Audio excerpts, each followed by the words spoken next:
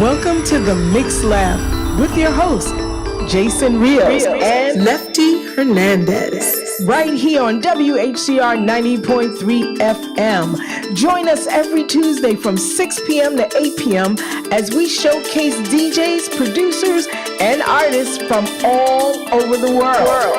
Get the inside track on what they have in store for us, where they'll be playing at next, and when they're dropping that latest upcoming release. Get all of that right here on the Mix Lab with Jason Rios and Lefty Hernandez on WHCR 90.3 FM, the one, the only, the voice of Harlem. Welcome to the Mix Live. This is Jason Rios alongside my partner. Yes, I'm Lefty Hernandez, and we've got great stuff going on. But right now, we're going to take it to our Metropolitan News. Kazar, are you on the air? Yes, I am. Thank you so much. She's all yours. All right. I don't know if you can hear the sirens in the background, but that's part of the New York City soundscape. Just to let you know, I'll start with the December 3rd, 4th, and 5th are actually gridlock alert days. So these are days that the DOT has stated that they notice there is a lot of gridlock around the city. I take it because there are a lot of events that are happening throughout the city. Columbus Circle Holiday Market, the Nutcracker is taking place, the Grand Central Holiday Fair, the New York Botanical Gardens is having their train show. There's Christmas Spectacular, Union Square Market, Winter Village and Bryant Park, Murray Hill Farmers Market. What you can do is go to 311 or you can call 311. You can go to nyc.gov or portal.311.gov. There's a million ways to get to this location, and you can find out what is happening, for this holiday season if you want to get out. Now, please keep in mind, it is pretty chilly outside. We are looking at a low of 29 degrees. Actually, it's going to go down, and there may be some snow flurries as well. So that's always great for the holiday, but never great for driving or walking through that. If you are jumping on the MTA, please keep in mind the one is skipping stops, and there are delays on the D as in Delta, F as in Frank, G as in girl. Station notices on the B as in Bravo and Q as in quarter, and no service on the Z line. There's always no service on that Z. Again, the one is skipping stops, delays on the D as in Delta, F as in Frank, G as in girl, station notices on the B as in Bravo and Q as in quarter. You can also check the bus or railways by going to new.mta.info. If you are crossing the Hudson River and you're going westbound, it's about 30 to 37 minutes between the upper and lower right now. So give yourself enough time if you are doing any of those Hudson River crossings. The Holland Tunnel is about 12 minutes going westbound and about 7 to 9 going eastbound. So, like I said, that you just have to give yourself enough time. Lincoln Tunnel is about 30 minutes getting across. Now, just lastly, just keep in mind, if outside temperatures feel below 65, regardless of the temperature, it is important that your landlords provide heat in this weather. So the temperature inside must be at least 68 degrees inside. And at night, it has to be 62, so you can keep a thermometer inside. But you really just want to make sure there is heat inside of your house or apartment because it is getting pretty frigid these evenings. And last night, there was a blue code in effect, which means that, they are asking that people do not sleep outside. So, if you see people sleeping outside, you can call 311 to get some support for that person because it does get pretty cold at night. Well, I won't take any more of your time. We have a great show lined up. This is Keziah Glow with the Joe Brown News Break. Thank you so much. Thank you, Keziah. You have a blessed evening. Yes. Thank you. Thank you again. Thank you. Yeah. Welcome, everybody. We are on the Mix Lab. We're kicking it live right here as we do every Tuesday night. Your host, Jason Rios. I'm Lefty Hernandez. Tonight, we got a great show. Oh, my goodness, in the studio. We're so excited. We've got our guest here tonight. But we'll tell you more in just a little bit.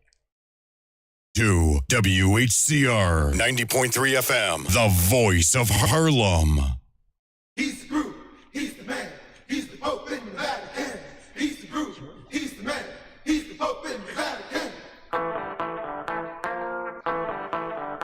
Once again, welcome to the Mix Live. This is Jason Rios alongside my brother. I'm Lefty Hernandez. And we have a special guest tonight. Introduce yourself, my brother. Oh, it's Curtis Urbina. There we go. Curtis Urbino here with us. I'm here. Live. Yeah. Curtis Urbina. Oh my God. Curtis Urbina is here. For those who know or don't know, he's an amazing person. I know this gentleman for quite some time, and I've been blessed. Yeah, the man is definitely a walking music encyclopedia full of knowledge and skills.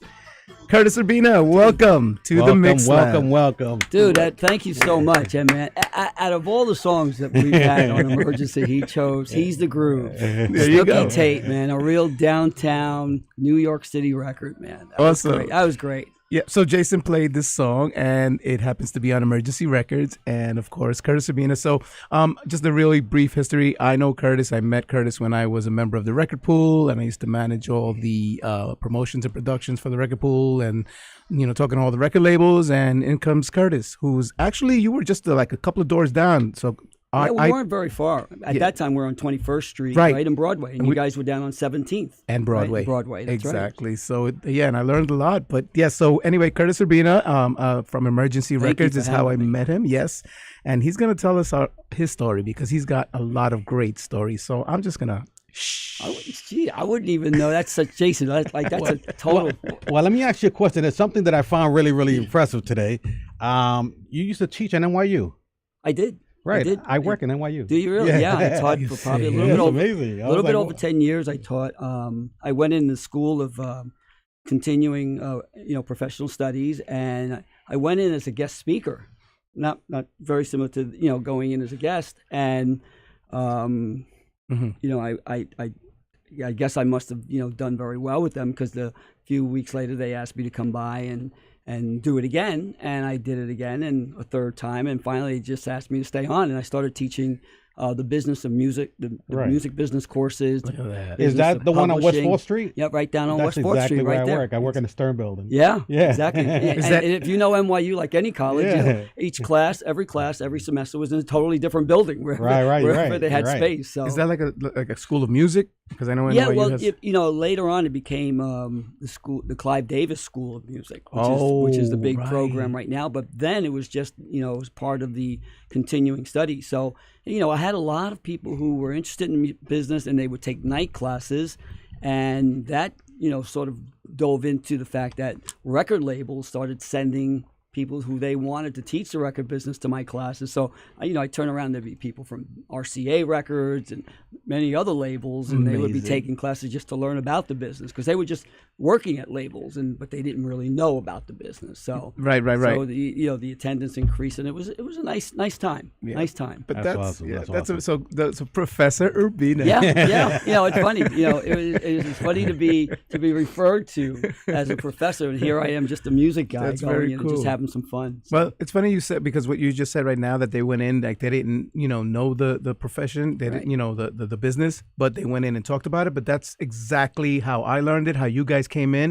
It was all about learned it, right? It was all about the experience, right. And you're going to tell us all about it. Yeah, I mean, it's one of those things that when I'm thinking about coming here and then thinking about moments that I've had, and you sort of like, as you look back and you can reflect, you say, wow, like what got me into the record business. But there were a lot of things that occurred, from early on, just the little things you don't remember, like my brother, who is no longer with us, but a couple years earlier, he would want to hang out at the fire station. He wanted to be a fireman, and so my mom would make me take him to the fire station, and I had nothing to do. I didn't want to be a fireman, but it just turned out. You look back, I go, right next to the fire station was a small record store. Right. So I used to hang out with the guy at the record store. What fire station was that? It was on. I grew up in the Bronx, so it was on 165th, I want to say. In Ogden Avenue up there, because I grew up in the projects of the Bronx. Ogden, I know. I grew up 5 blocks from Yankee Stadium, right? And so I, just in talking with the guy, I got to strike up a relationship with him and just hanging out. And at that time, all he did was sell 7 inches. Right. That's all he did. So, and because I hung out there, occasionally he would let me get behind the counter and start to sell. 7 inches. And sure enough, my friends started coming in, and all of a sudden he just stepped aside and said, well, why don't you just sell to your friends? And it's funny because I got paid in Yeah. 45s. Yeah, right. Right? And you're a kid. You didn't get any money. You just got paid. So Yeah, every yeah. so often I get the hottest 45. And before I knew it, I had a little, you remember one of those little boxes that you used to carry around? Yeah, with your I still have 45? a little metal one, right? Little Yeah, metal with like, it box looks like a and lunchbox. Exactly. Yeah. And then I began to realize how cool it is to have records, right? You know Yeah, that as DJs, absolutely. but I didn't know. I wasn't, No, you geared for that. But, all of a sudden I'm getting invited to parties and house parties because I had the music. you were the record, Right, the right. music man. You were the Hey, jukebox. you can come and bring your little box with you. Before you make sure Right. you invite Curtis. He's Right. got all the I records. got all the records. He's or got he all could the get- records. And that's exactly how it started. So and That's it was so much fun amazing. because then you would just you had a little player and you just stack. And they would drop. Right. Once one song was over, the next one would drop, and Right. you'd have to stack a record. I'm, So I'm trying to. I'm still trying to remember the name of the centerpiece. I say it's a spindle, It's a and spindle, right. we talk about Yeah. that. Yeah, So, I didn't go home and research it. Yeah, so. so you think back, but really, my question getting involved in the record business was, I went to college. I went to the State University at New Paltz, and Oh wow. and Mike, I had a college roommate there that we didn't get along. He was on the swim team, and I was going to be on the wrestling team. And it turns out, back in those days, the city was broke back in the late 70s. So Yeah. so they dropped a lot of programs. Yeah. So all of a sudden, I just hanging out in school now. And I didn't like my roommate. He didn't like me. So I ended up getting another roommate the following semester who turned out to have some music business experience. Wow. He had worked as an intern and started summer jobs at a small label in Manhattan. And we both had successful careers in the music business. He was doing, a little promotion and A&R at a company called Midland Records at the time. Midland, I remember Midland. Midland Records had a couple of hits with part of United Artists, right? Well, I don't think they were, but they had they Fly distribute- Robin Fly Right. by Silver Convention. right, They had right. Doctor's Orders by Carol Douglas. Right, so there are a lot of people who came out of They there. have that split yellow and white label. Right. And my roommate, who was big music executive today, Corey Robbins. Corey, So- we got to get him in here. So Corey, and I, we hung out in college together, and he became a DJ, up at a couple of clubs up there. But eventually, the first disco up there called 2001, and I became the bartender, and that's how we spent. Amazing. And we just had a blast doing that.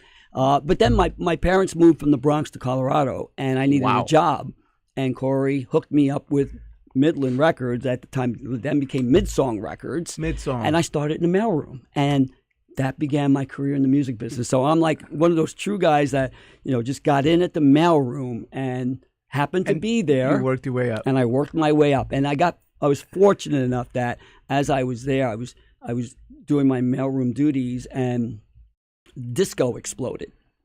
And Right. they needed someone to go to clubs. Right. Yeah. Oh Yeah. wow. So and Not just to mail out the promotions. We got a chance to meet recently. You and I at Copacabana, Mm-hmm. but the guy who was doing promotions for Midsong Records at the time was a DJ at the original Copacabana on 60th 60th Street, Street, right? Whose name was Tony Gio. Okay. So I worked for Tony Gio, and that was quite the experience. But I was able to start going out to clubs and taking 12 inches to DJs and working my way up to the booth and so forth. And that's truly the beginning Amazing. of my story. So your vinyl collection just continued from the minute you were a kid, and by chance, right? Taking your brother right over to Right. get to the fire station and then the record shop. Oh, And then man.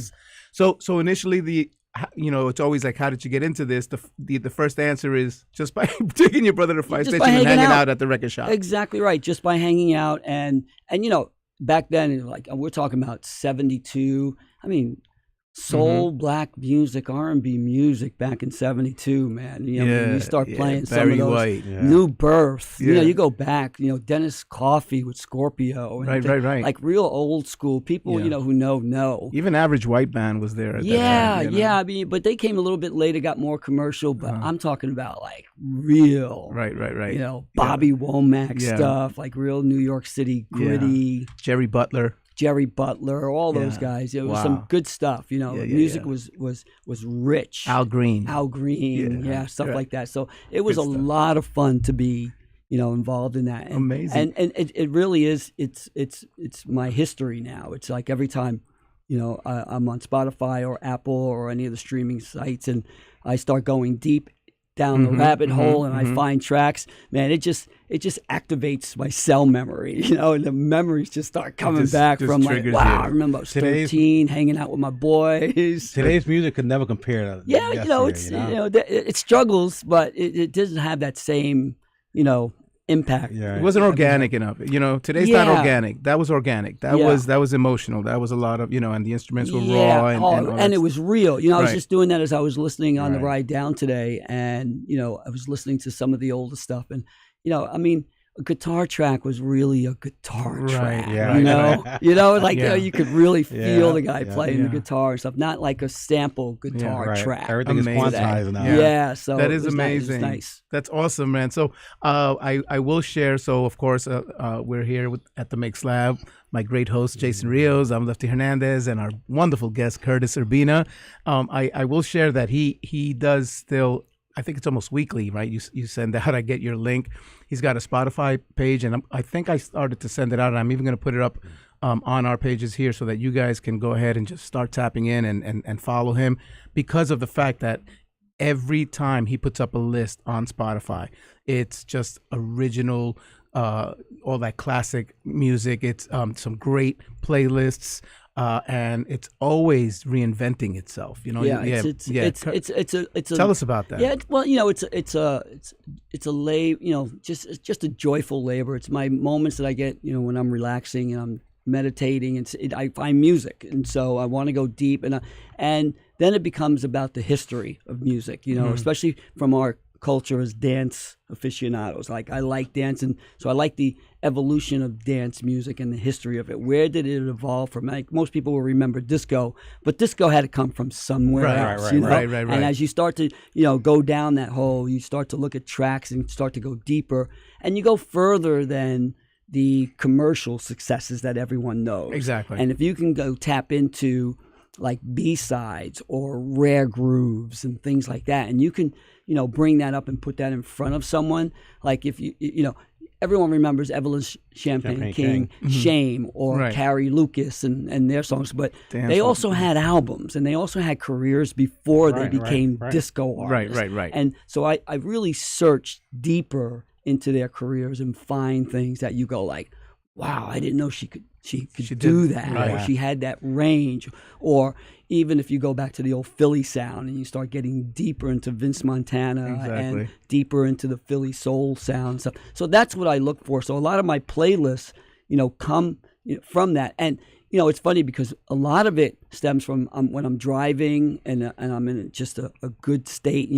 Driving, man, you get into that groove, and I'll remember a song, or I'll hear a song, and it'll take me back, or tap something in me that says, oh man, where can I take this that's deeper? And then I start to think about that.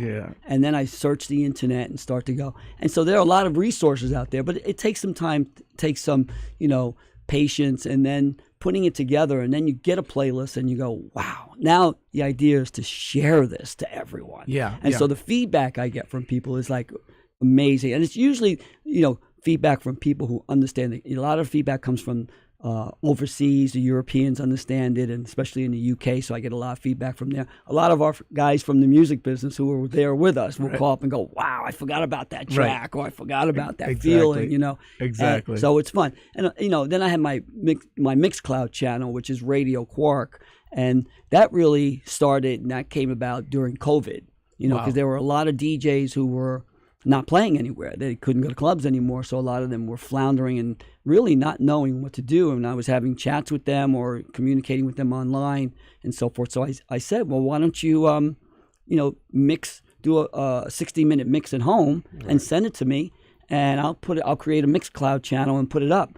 And I started doing that, and all of a sudden I started getting mix tapes from around the country and then around the world, and people were giving me stuff and saying, can you put this up? And people started following the channel. And I was like, this is pretty cool. And I wasn't doing it for any, we don't monetize it, we don't do anything, and we just said, hey, let's get it out there. Share the love. Yeah, we're sharing the love, and from that, some of those DJs are getting gigs. They're they're building their fan base and stuff like that. So it's fun to watch. That's awesome. And I have to tap on the fact that you do this so diligently, you do it wholeheartedly, and the fact that you said it, the time that it takes, it's very time consuming, and you got to have the patience and tolerance, but yet you do it, and you don't miss a beat. Yeah, thank you. I appreciate that. And it's wonderful, and so we've got a lot of ground to cover, right? Jay and I were earlier on, we were just racking our brain because one of the things that you shared was one of your Spotify lists,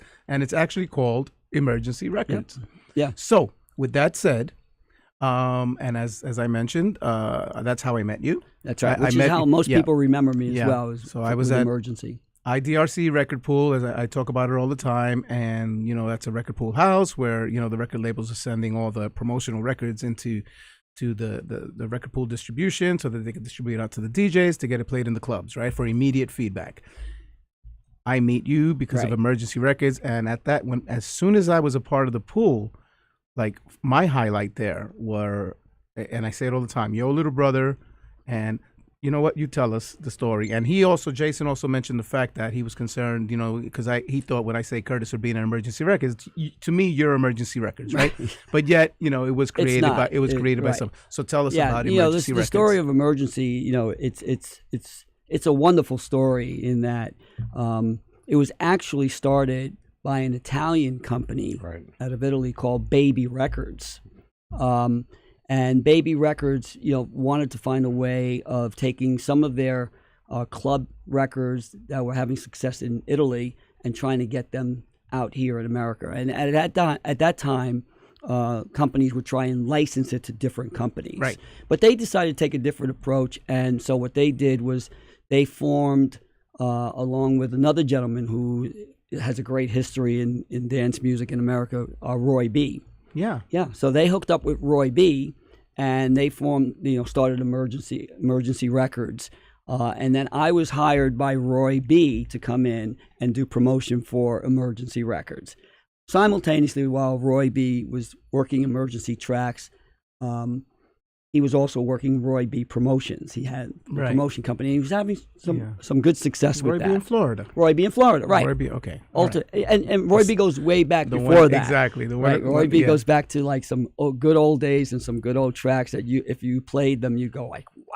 Right. So he's just amazing in himself, and he's the ultimate promoter. I mean, Roy B can promote. He still promotes. He works with Company B today, that's his group, which is amazing. Right, which he resuscitated. And Fascination is the song, by the way. Right. So, but working Baby Records was releasing a couple of things, and I think they had a couple of album releases here. One was by DD Sound called Cafe. Cafe was the that's it. That's the song, Cafe. You know what? I'm going crazy looking for my vinyl copy because it's not the same. Cafe was there. The vinyl as what you get. I still got the vinyl. You have it? See, so everybody still keeps that stuff. And I'll let you get back. That track right there, what we have in the vinyl is amazing. What you look for online and what you find digitally is not the same. It's not the same. Pressing is amazing. Anyway, so Cafe was the first one, and I believe that we did Max Berlin. And at that time, we were having some success, and then there was a billboard, but it was costing a lot of money. Starting a record label during those days, you manufacturing and pressing and manufacturing and distribution and the whole thing. It was a big process. Back in the day, it's not like you just put it up online today and you're done. Plus the fact that the whole things that were happening overseas, and then that's when the import was a big deal. There was 25% of our music. There was a lot going on. Right. So it was costing Babies a considerable investment, and I think they were getting a little nervous about it. So what happened was they decided they came into New York. I think it was for one of the last Billboard dance conventions that was being held at the Hilton. So they came in with a couple of their executives, and one of the people who was working for them at the time was a gentleman named Sergio Cosa. Now, Sergio Cosa was a DJ in Italy who worked with Baby Records, and he came to New York. And Sergio and I hooked up. We connected, and we became, just had a great vibe going and, understood what was happening. But we went through this convention. Everything went back. Baby eventually, at some point, went back to Italy and decided they no longer wanted to do it this way. They didn't want to have Emergency Records or a label, full-fledged label in the States. So Sergio saw that as an opportunity to not only have a record label as a DJ, but also to find his way to America.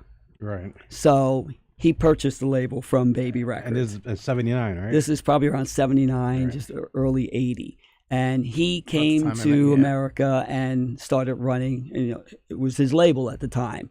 And when he got here, he called me and we connected and we said, all right, let's go do this. And that's when the magic began. And that's when it began. So we started, releasing records. We were trying to find, any record that we could get to release through any of our contacts. And Sergio still had some contacts as a DJ back in Italy. Right. So we got a couple of records. I think one of them first one was Go Dance by Billy Moore. Okay. And which is on the Snooky list. Tate, which you just played. We found anywhere we could get a record to release, we were finding. It's funny because most of the records that are on your label became hits. I mean, you can still play them today, and people know what they are. It's funny. A few of them became, very rare classics and hard to find records and stuff like that. There were a lot that people never heard of, or when they do hear them, they go, "Wow, I that was on Emergency. I didn't know that." Because because at the time, Sergio was finding these tracks. I was in the back. I was always the guy in the back who was setting up the distribution for the records and getting them out around the country. Right, you gotta mail them out. Yeah, and I had to deal with all the distributors around the country who always owed us money, and we always owed them. So there was a lot of work behind the scenes of these records. That was a big deal. The distributors back then was a big deal too.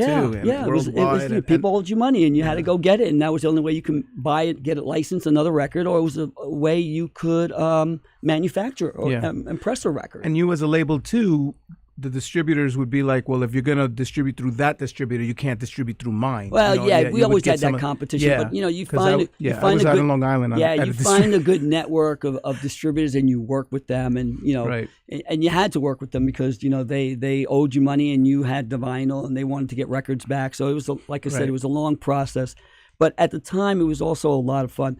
But when you think back, there were. For every hit that we have, Jason, for every record that people remember as a hit, there were probably a dozen other records that were sort of just under the radar or stuff that just to keep us going, keep us afloat and stuff like that. Right. But there are certainly notable moments in Emergency history that people go, oh man, yeah, I remember that track. And I think if you look back, there were certain benchmarks. Like the first one, like I mentioned Cafe, and I mentioned Max Berlin, and there would have been Easy Going. There's a bunch of records in that playlist. And that's real disco. That's right. But I think the first record that got us noticed, where people went, look at these guys. Who are these guys? Yeah. Would probably have been I'm Ready by Kano. Right? That was a by classic. Kano, right. That Everybody was a goes, classic. oh yeah. And here's the it. funny, and I was telling you before that, because everyone again, so the commercial success later on, recognizing, but you long ago, and even as a DJ before the record pool, and playing Kano, right, Jason, we're playing I'm Ready, and you had to get 2 copies. Yeah, because you had to, you had to go back to back. Which it's funny that bass line eventually became the lead hook for Woot There It Is. They sampled it from Kano. Really? Kano, I'm Ready. Is that It's amazing? if you go, Woot There It Is. Oh yeah, you're right. That's Kano, I'm Ready. Holy snap! Right. You see that? Right. So they cleared the sample with us, but it's but people, that's a little bit of history that people may not be aware of. But but after that, then there was Funky Bebop, which we Bebop, right? Exactly. So if you people start to hear these things, they go, wow, okay. But those became sort of like benchmarks. Like people go like, whoa, there's Emergency. Oh, these guys are legit. Right. Oh, these guys are real. And then and you had to, at that point, then we began to create street credibility, and we didn't think much about what is today called branding. Yesterday, back then it was just your reputation. Yeah, just put it out there. You man. had a rep. Yeah, that was it. So we just wanted to keep it going because people back then used to buy vinyl or buy records or cassettes, but really they would buy it on the success of the label as well. Right. So if you had one, right? Like it's hard today because you don't see all the graphics and everything. That's so true. But you remember we used to go to record stores and you'd have your section. Yeah, J&R with that big wall. Yeah. When you saw the label, Emergency Records, you knew you had to buy one. You went straight to it. was a magnet. Right. And so you had to maintain that street credibility. Right. And it wasn't easy all the time, Right, you know, right. and you know, at least the DJs were, and the real club goers and the people who were buyers of that genre and that format, the 12-inch vinyl, were loyal. They'd give you a shot, you know, like but if you had one that didn't cut it, you know, it was like, you had two, you're like, yo. Yeah, what's going on? Three, right, you're like, right. Now you see ya. Right, when they go to the shop, now they're looking at your label and they go, I'm gonna go over here now. Yeah, exactly. There became a lot more options. So and that's what, when Prelude and all these so labels. it's all started, about you know, maintaining our street credibility and reputation and stuff like that. And we got fortunate quite a few times. We were also big fans of a good sound, like Jason just mentioned. Like if you put on some of these tracks today, they still sound good, and that was very important to us. You know, the structure of the song, the structure of the production, and ultimately, again, if you go back and you start listening to those tracks, you'll hear the performance, the artist itself, and what our producers were able to get out of the vocalists who were involved. And we've had some great vocalists. Those are tracks that when you play it in your car, you're singing on the top of your lungs. Right. And people are looking at you like, what the hell's going on in that car? You know? And you know it's what? Nice. And it definitely is. And it's amazing because, again, you know, recognizing the label, right? You know, when you see it, you know, you knew what, like, you ran to it, right? Right. There's a hit there. There's something about it. Like they had hit before, you know, let's check out what they got. But also, too, the sounds. You guys had, you know, each label had different sounds also as well, right? Your sound and the timing of it was amazing. Electronic and bassy. Yeah, we got lucky because we got big in between a certain period. You know, like disco was just fading, you know, it was on the downside. So we're talking about early 1980, but it was just before rap hit, you know, so in between there, you know, we were able, along with that bass line, and what made it unique was it was a different style of music. It was what they termed that Italian, that Italo, you know, I was going to say that too. You know, and we were fortunate with Sergio's connections and people in Europe to really give us those type of records. That's why Kano, I'm Ready, because it had that bass sound, had that hook. Vinzy, Funky Bebop. And it was around that time people were just starting to get into the roller skating thing and stuff. So Funky Bebop, like, hit that groove, stuff like that. And then we just kept going from there. You just slide, and that led, you know, and so I'm the guy who actually, with each release, I assigned the catalog number. So to me, all these records are numbers, right? So, you know, I could say 6504. So what's 6504? 6504 would have been Kano. 6515 would have been, you know, Finzi, Funky Bebop. Right. Everybody remembers Shannon, Let the Music Play, 60 EMDS 6540. You got that, people? Right? And he still remembers. And we're building, right? 6540. You know, Amazing. in dealing with distributors, I was the guy who, you know, I would I had to catalog it. I had to give it a number. It would go to mastering with Herb Powers. He needed the number, and then it would go to the pressing plant. It would come back. I would approve the label copy, make sure all the credits were right, make sure the catalog number was right. We manufactured, press. I would have, let's say, 3,000 vinyl press, and then I had to send out, you know, the advance copies to the distributors, get their orders.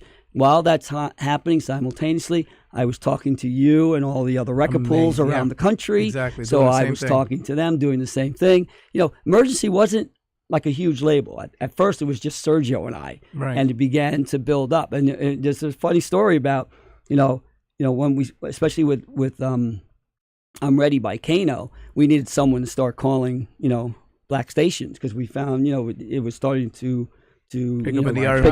Pick up on the R&B stations and so forth. So we had to call somebody up, and, you know, Sergio was going to call him with his Italian accent and so forth. So they said, why don't you start calling these, you know, stations down in South Carolina, North Carolina. And so I was like, okay. And I would get confused because I was talking to all these distributors, and then people would call me, and I was like, I can't keep track of all these people. So finally, I just came up with a made up name, and I called myself Spanky LePew. And so I knew that if somebody called asking for Spanky LePew, that was Spanky LePew was the guy who was responsible for calling R&B stations and stuff like that. So Right, I would know Spanky it would Lip, be That's too a funny. black station Right. from somewhere, and I would I got it. and I'd have to take off my distribution hat and go into my promotion hat and be the promoter, And so we had a lot of fun doing that. But eventually we started hiring other people, and we've had some great people who worked with us at Emergency. Amazing. Just- and this is just a little bit, right? Just the tip of the iceberg of what of what this man has got. So, for those listening and just coming in, we've got Curtis Urbina here at the Mix Lab with Jason Rios. I'm Lefty Hernandez, and it's amazing all the history that he's got for us. But the thing that I wanted to point out with you and Emergency Records at that time too as well, that how disco was, all the labels were pouring out zillions and zillions of promos and releases. But the truth was that for a DJ, we were looking for you guys, the smaller labels. Why? Because the chances of you guys having a hit were actually higher, because a label like Casablanca or some of the bigger labels, they were putting out so much stuff. Right. But a lot of it was not, they were just like hungry and desperate to put things out. Yeah. And if you had one in every 8 records that it was a hit, you were like, wow. But you guys, if you had, 3 records and at least one, or, 1.5 or whatever, flip lights, it was definitely, we already knew that there's something there. Yeah, we were committed to every release that we worked, and I tell you, one of the shocking moments for me was going down to Record Pool, IDRC, or even For the Record, which was across the street. Yeah, also, we had, and going up there, I remember just going to IDRC and looking at the bins, and I mean, on any given week, there would be like 60 to 80 records in a DJ's bin, right, including ours, and I was like, where do these DJs find the time to listen to all this?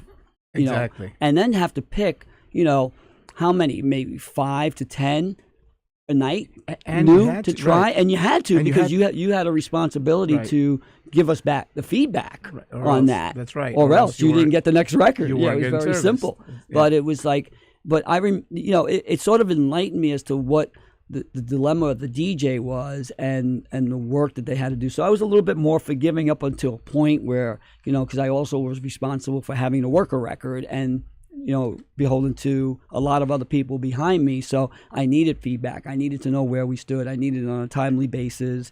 I needed to know where the marketing and promotion dollars were going to go and things like that. So that made it hard. So I put a lot of pressure on the DJs as well. I mean, even I became known as the guys. If DJs weren't playing records, I would be like, well, give it back to me. Yeah. Give it back. I'll give it to a DJ who wants it, Sure. because I don't want to go and have to manufacture 500 more promos. When to yours keep is getting out. sitting, when you're Right, sitting right. with it and you don't know, and you're speculating whether it's going to be a hit, or you just want to hold on to it until somebody else makes it a hit. I don't need you then. Amazing. I need you now. Amazing. Right? From a record shop and next to a fire station, right? Yeah. And, Well, look, to- I'm a street. I'm from the streets. I'm a hustler. but I say it all the time when yeah. they say Emergency Records at Curtis Urbina. I mean, It's funny how it's most synonymous. people. Yeah. It's well, just, that was it. I was the one who was out there a lot, and in the clubs and dancing with everyone. And I would stay out late, from visiting stuff like, clubs like From Studio 54 Days, and Infinity and all those, 12 West. So I go back with the disco clubs, but then I can go into the street clubs like, Better Days, where we had T. Scott, who was there. Bruce Forrest. Bruce Forrest came later. And then, Larry Levan at the Garage. I was going to say, and all those. I was just going to ask you about that. So you went to see Robbie Leslie, right, over at Yeah, Studio 54. I would go to all different types of clubs. Larry Levan at the Garage. Yep. And again, your label and your sound at places like the Garage. Worked in both. It was crazy. And Better Days, but it definitely had a greater response, I would think, right? Yeah, it was. Yeah, it's funny how that worked, that we didn't get sort of pigeonholed into one style of club. Like, we were able really to get this out to many different types of clubs, and DJs gave it a shot. So if there was a big, gay clientele and they were dancing, the Donna Summer and things like that, and you threw on some Emergency record, right? And I think the secret of that, again, is as you listen to the Emergency records, they were real good singers. Like, some of our singers were divas in their own, and I think people were able to say, "Ooh, this girl can sing," right? Or "This production is hot," So, on that note, so I think I shared, and I'm going to continue to try to share it with the people. So you send me a Spotify list, and on that Spotify list now, now I got to go back and find it. But Jay, do you know what you've got some over there on the screen? Well, yeah, which songs got you guys all excited? Not and only stuff? that, but the thing is too is that there are some female, like some vocalists there that when I saw them and I was like, wow, and I remember that this girl can sing, or these are some really great vocalists, and so let's find some. We've got so much going on the screen here that we need to find that Spotify. At least I do. I know that I'm taken back. I'm looking at all these songs and it's bringing me back. You see? Yeah. So everybody will remember. You go back. Here we go. Let the music play. But I think where. No. That's exactly why I wanted to point out. Like, for example, here's a great one, and everyone knows this, especially in the club days. Okay, She Can't Love You. Oh, Shamice. Absolutely. Okay, there you go. Shamice was great. She was amazing. She was. Yeah. You see, I know. Here's another one. Amy Stewart was, Amy Stewart was a very big singer. Big disco too. And that was, huge. Again, before I even came into the record pool. Knock on Wood, she did, right? She did Knock on Wood. She did a remake of Knock on Wood. Right. And so some amazing, again, here's another great vocalist that I totally forgot that she was with you. Because again, right, you hear the song or the whatever, and you just get excited, and you get to a point. The truth is, you get to a point where it's like it didn't matter. It's like once you saw Emergency, it's like we've got hits, and you didn't even have to associate it anymore. It's like just don't worry about it. Boom. It's awesome. So Maxine Singleton. Oh, I love Maxine Singleton. Absolutely. So tell us about it. A couple. Oh, wait. So here's one I'm of my going to throw it favorites. in, and you're going to tell us about this at the end, like because it's also a song that kind of like took us into a different direction. You're going to tell us about Lady L, but save that for last. Ice Cream Dreams. It's great. Now, look, so I started to tell you a little bit. There were benchmarks, right? There were like songs that, like, I'm Ready. Then you have Vinzi, and people were starting to pay attention. But I think there was the one song that really, like, if we played for you today, and when you listen to it, you'll go.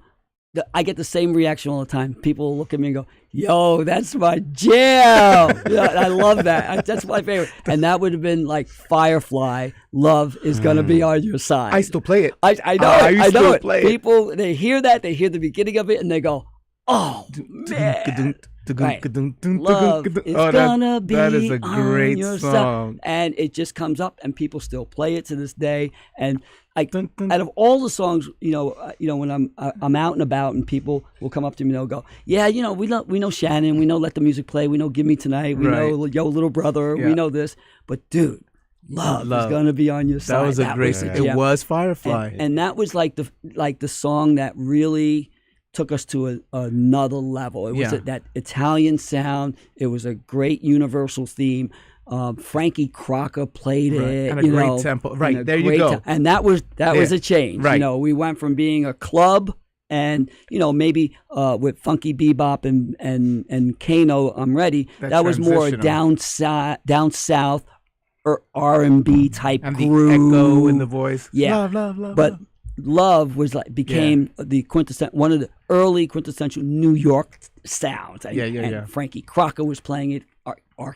Kiss 98 FM, was playing 98.7. it, Chef and Pettibone, that changed everything. Chef Pettibone was at that point, and also too again, right? So Emergency having history, and I always remember Emergency and the Stripes, but the fact is though that Firefly on the commercial label, it was that dark navy blue, almost black, the label changed and stuff like that. And Emergency always looked like it, the neon. Right. But it was like, and again, it's like you have to had to be reminded of that. Right. Because that's how much history you guys have. We kept the stripes and everything, but we changed the different colors and stuff as we began to delve into different sounds and stuff. I'm Ready. Wasn't that like a greenish color? I'm Ready, Kano? I'm Ready. I don't remember if I believe the jacket on that one was a multicolor one, circle with. It was one of the earlier, I don't remember the jacket sounds, but it was that same navy blue label for me. I had to buy records before the record pool. I had all those tracks. So the label itself was the blue one. It was the dark blue one, yeah, right? But the jacket that the 12-inch was in was like had the circle and stuff like that. So I'm gonna look at it when I get home. Right. Pull out the device. You remember Firefly? That was in the bottle. In the bottle came. COD was in the bottle. Funny you say that. Yeah, it was just playing that. the Gil Scott Heron remix. It's great because every time we bring up these tracks, people say, "Oh man, I was just playing that," or whether it was at home and stuff like that. And, right. And it's nice to be part of that, that history that people remember those records and so forth. So Amazing. it's really nice to just see their reaction to right, it. Right. That they remember. So we were talking about the female vocalists. Dude, you haven't gotten to one of my favorites. I was just gonna ask you which one is your favorite? I think your favorite? I'm going to go back and I'm going to say, and she's still one of my favorite people, Carolyn Harding. Memories. She's an amazing person. She is an amazing. I hope person. she's listening because we need to get her into the studio as well. Carolyn Harding. Give her a call. Tell her to come. Bring her back here. She just and there's another one of those benchmark records where people go. Yeah. Oh, and memories. she's pre-house. She's she's like that late absolutely. That club, R&B club, but really started to, she was on the pre cusp of Barbara. house. Everybody remembers Barbara Tucker now, no, but she was right. Back, she used to do our shows. Yeah, we used to bring it to come do the shows for you guys. She would have done any show. She was willing and able and ready to go out there. And such she a did great lot. person, and such a great person. And she always had, she came out in presentation. She didn't just like. She sold it. Yeah, she sold it. Right. She was a real diva. Real diva. She was, and she was not a diva in a good sense. But she was able to really take a song and not just for us as Emergency. If you go back and you follow her discography and things she's done for King Street and things she's done for many other labels, right? That's right. She has a body of work that she could stand on, and everything that she's done is just. She gave 100%. You could hear her vocal performance, and they're timeless. Every song. So do you get a chance to talk to her? I haven't spoken to her in a while. She's really she's still around. She's still she's out in Long Island. She's out in Long Island doing her Yeah. thing, and I think if I'm not mistaken, I think she real estate or stuff like that. But she's very. One thing about Carolyn, I always remember and admired about her. She's successful in everything she does. She's successful as a mom. She's successful as a singer. She's successful in a professional career as a real whatever she's doing. She's a real humble person. She's very humble. Yeah. So she would be embarrassed that we would be talking about her right now. Well, I hope she's listening. And this is on behalf of Jason and I, an open invitation to bring you in here, and you can tell us also. And you'll come along with Curtis. And so break the she ice. was there, but and it's just a little bit before her, we had a group of guys from Boston, from the North End of Boston, which is early Arthur Baker days. Okay. So North End. North End Records? North End, featuring Michelle Wallace, was on our label, and that was Happy Days. North End, the artist. The artist, yeah. Right. And that was, a guy who I still work with to this day, Tony Carbone, and Arthur Baker and Russell Presto. They were, all these guys came from the North End of Boston days, yeah. We should be playing some of that stuff. And the other, if you flip it over, there's the flip side of that was T's Happy, which was one of the first mixes by T. Scott from Better Days. There you go. And it was also like the instrumental, and it came, and everybody loved it, and you needed 2 copies because of the breaks. Can we do that, Jay? Why not? Yeah. Can we play some of that stuff? Just a little bit, because these songs. Here's the deal, right? So we've got a 2-hour show, and you've got so much we want to share. It's and so you could play. You could play again, like I said earlier, right? Yeah. If you play 6 or 7 records, the show's over. Right. You can play a little bit of each, and you'll be like. All right. So what do we got here? You tell me. What is this? There you go. Is this Funky Bebop? Yeah, Funky Bebop. Yeah. But so of course the DJs, we all played the instrumentals, but everybody, listen up. Here we go. Crank it up, baby. Classics. And it's real music.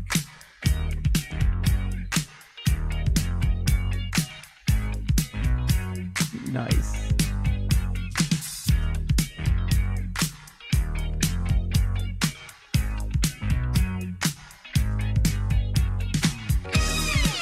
Listen to that.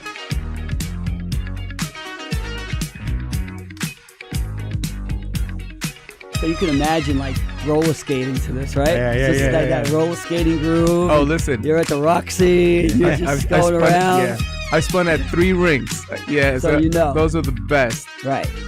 But listen, appropriately named, right? Because this song is very funky. Yeah. very funky. But it has groove, funky Right. groove. It has style, So you'll find Happy Days on that list of one we were just talking about. Yep. That definitely is a favorite of yours, Happy Days. Well, I it was a great. good That song. one and yeah, crank that up. Here we go. These are those happy days. Right. See, and that's what it does. You'll remember that. Yeah. All right. These are songs that when you hear them, they just automatically put a smile on your face. That, These are great songs. That's right. Like definitely the roller rink. Definitely. Yeah. There's definitely Roxy 1018. Yeah. Exactly. There you go. But pre 1018, definitely Right, Roxy. right. Definitely Roxy. Yeah, absolutely, man. All right. Yeah, you're listening to the great sounds. Just listen to that. Yeah, I love it. This is North End and Michelle Wallace right here. We're talking to Curtis Urbina today from Emergency Records. Yes, they are.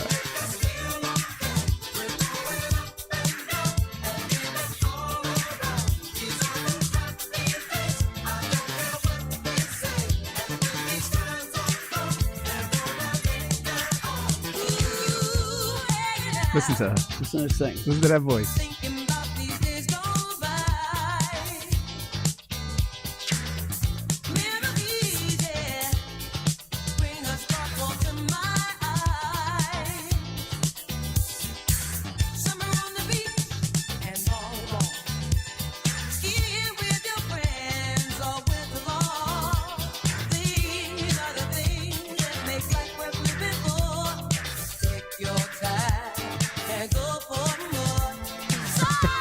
Everybody's got a smile on their Yeah, face. man, it's like You know what's amazing about this? There's no reverb, nothing. It's Clean. just clean, right? It's just It's pure instrument. So a couple of things. You know what? Let's invite our listeners to chime in. Yeah, you guys, you want to call in? 212-650-6903. Yeah, you know what? You got questions, memories. Tell us about your songs and your experiences tell us about your experiences with these songs and the memories. 212-650-6903. We're here with Curtis Urbina. I call him Mr. Emergency myself because the man is just a classic. AKA Spanky. Oh, that's right. Spanky LePew. Spanky LePew. I love it. That's it. It's always fun. I'm gonna change. You know what? I'm gonna change your caller ID in my phone. So when That'll you do it. So when you call, it's like when people say, "Yo, call Curtis," you mean Spanky? Yeah, and I love it. So I had a nice run with this for a while, and then we took it for a long time, and then I had left Emergency for a little while. Do I remember that? I don't know if many people remember I don't that. remember but that. I left Emergency for about a year while we were going through a transition, and then I was brought back in now as a full partner at Emergency Records by the guys. Sorry. But in the year that I left, I also worked for another record company that many people didn't know about, which was a label called Sugar Scoop and Import 12, which was owned by Mike Wilkinson. Sugar Scoop was the blue bebop girls, right? With Raul Rodriguez, right. And so the label was tan, but the jacket was that baby blue. That's right. That baby That's blue right. color. And they had a couple of the bebop girls, the two sisters. The two sisters, High Noon, right? Oh my so God, I worked that's those you too? records. Yeah, I worked those records. Ladies and gentlemen, pull up a blanket. We're going to be here all night. And then, one of the biggest records we had in the year that I worked there with them was Man Parish. Hip Hop Bebop. Yeah, I took that one. So I got that one played at KTU. With all that said, so you are actually, whether you know it or not, a pioneer of the electronic bebop. When hip hop, I think the people who work, I happen to work it, but the people who produced it would have been the pioneers of that sound, and that would have been Man Parish, Sleeping Bag Records, right? Man Parish, Raul, who Raul doesn't get a lot of credit for that. Certainly, Man Parish has an illustrious career himself. Yeah. I mean, he's done a lot of records before that and after that. Right. But that's like his big record, which was Hip Hop Bebop. That was. Which also, again, so you know that I do a disco party, Disco Boutique. I branded Disco Boutique, and I'm so blessed because of that party, simply because of the fact that I'm able to still play these songs, and I do. and I played that not too long ago, hip hop bebop. Yeah, and it just feels so the good. kind of reaction you get from that when people hear it. Yeah, is exactly. ridiculous. People go, "Wow!" Like Jason just played this song, right? And the smile he had, like, Yeah, see? you know, I should have took a picture. It's funny from because ear to ear. this afternoon I was going through. I'm in a record pool, and I was looking at "Give Me Tonight." Give Me Tonight. I just sure. want to see if anybody decided to remake it. Some guy, Alex something, I forgot his name, did a remake of it. I'm like, it's just nothing. doesn't. It's just You no can't. way. And it's like Very everything. hard. Everything is like so computerized now. Well, Yeah. Jason, Curtis, and I had been spending some time talking about the fact, like, we're the pioneers of the industry, and music has changed, and we need to redirect it. What can we do? And so, with that said, I mean, we're playing songs with original instruments, vocalists, and all that great stuff. Right. It was a lot of, hardware and hard labor, but is that not possible these days? I mean, It's- Louis Vega is doing, he Louis does Vega's his, doing some great his stuff, and there's a lot of element. in that house genre where people, Vic Lavender from Chicago does it a lot. They play. But they what do you get in mean? there, These are they playing make instruments? these real instruments, Yeah. and they Right, got yeah. a good vibe, and and I think people like us who have been around music a long time, who didn't grow up in this computer age that Right. kids have now. So it's what they know, and so they're being fed what they know. But for Yeah. us, we can tell the difference, Yeah, right? yeah. So, Absolutely. and it's more than just the fact that it's real instruments and so forth. There's just a feel to everything. groove. You Yeah, have it's to a feel that. groove, and Yeah. when it's in your system and you've been out and you've been grooving all night and dancing and you've have 1,500 people around you, and Yeah. you remember that. There's Yeah. something Yeah. about that whole memory. And a lot of those guys went, straight into. So, like, you and I come from the school, especially with all the artists that you had. Right. You actually booked the studio at, Right. Sigma Psi, at 10 p.m. And you were in there until 8 in the morning. Yeah, Okay, and you were jamming all night, but you were, in the mix, in the studio, doing all these cuts and takes, Right. and the instruments, and roll that again and play that again. We've got a call. This is, I love Awesome, it. We've awesome. got a call. Lower that music there behind so that we can hear everybody. And awesome, thank you. This is a mixed bag. He's so Oh excited. man, Bag? Yeah, it's a big bag. It's a mixed bag. it's a mixed bag, all right. We're here with With Curtis Urbina. Who's talking to us? Who's laughing on the other end? This is Rhythm. Hey Rhythm. Hi, Rhythm. The What- mixed bag. Okay. Yeah. I'm too excited. What do you got for Curtis? Well, I just want to say, welcome to the Mix Lab. I'm your chat room host. I'm on the Awesome. forums communicating with everyone. And I just want to say thank you. Oh, Lefty, man, you sent me that link for Spotify. I was like, yes. Oh, my God. Don't thank I me. just- Thank Curtis. No, but you sent it to me, and I was like, oh. No, you're getting the okay. thanks, man. I love that. Awesome. Yeah, she did. She did respond to me. We were having you know how we get in here with the short time. We go into panic mode. But yeah, I saw that you responded and you were like you were scoped. Yeah, I was like, wow. It's like I was listening to the tracks, and I'm like, wow. And Rhythm, I will add this: if you click on my profile and you follow it, you'll see my other playlist there, and you'll be amazed. You'll go deeper. There'll be other. did. Yeah, I've you'll seen see all of them. some tracks from 1972, from back in our day, man. Just like hanging out. You're creating them. I actually learned how to DJ recently, and now she's gonna be getting all of your stuff, All the stuff. and I'm gonna be hearing it over and Oh, over man, and you are- over again. Well, I think that's a good thing because of the Yeah. fact that how we talk about today's music, Yeah. and I really believe that our music is just what needs to be kept alive. Yeah. It's all well and good and producing new stuff and everything, but so yeah, go ahead, Rhythm, pull out those old tracks and start jamming. Yeah. I mean, like I said, I opened the link and I was like, whoa, like, oh my God, like, this is great. I was Awesome. so excited. I'm so excited that you're there. You're sharing, your musical journey with us. People, this is what I love about the Mix Lab now, bringing these people in, these musical legends coming in, and people getting to know, your journey and what you brought to all of us, in that era where, we just went out and danced and, had great time. Now things have changed. And, they don't make music like that anymore, You're right So about I that. just say thank you, thank you, thank you. Thank you so much for all the. the feeling you have Thank given you. me. Thank you so calling much in. for the words. Appreciate Awesome. that. Thank you, Thank you Rhythm. for calling in, Rhythm. All right. Blessings. Bye bye. Talk to you later. Bye. We Bye. got a David Charles to say hello. to Hi, Curtis. David. Awesome. There you go. You see. So yeah, man. That list is filled with hits, and you're always, as I mentioned earlier, you're always sending me. I get your Spotify's. So also tell us. In conversations, you still work with some DJs. So we also want people to know, and we're trying to squeeze it all in here. You're still working with record labels, and we'll talk about that in a sec. But you're also still working with DJs, right? Aren't you? Yeah, I still work. I represent a couple of DJs. Who are still. When you say represent. Well, they're signed to my label. I go. still have my own label, which while I was in emergency and was going through transition, we were thinking about what to do. At the time, I had a DJ working with me, Freddie Bastone.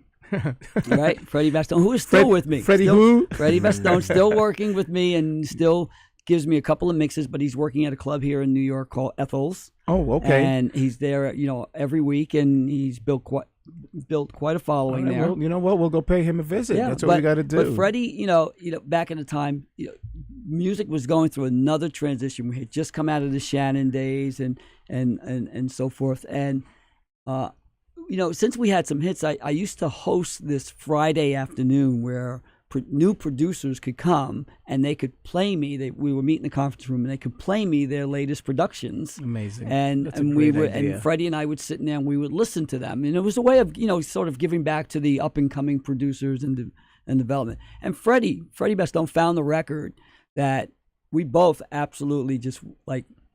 Well, first let me backtrack. We got a young girl came from Chicago named Screaming Rachel.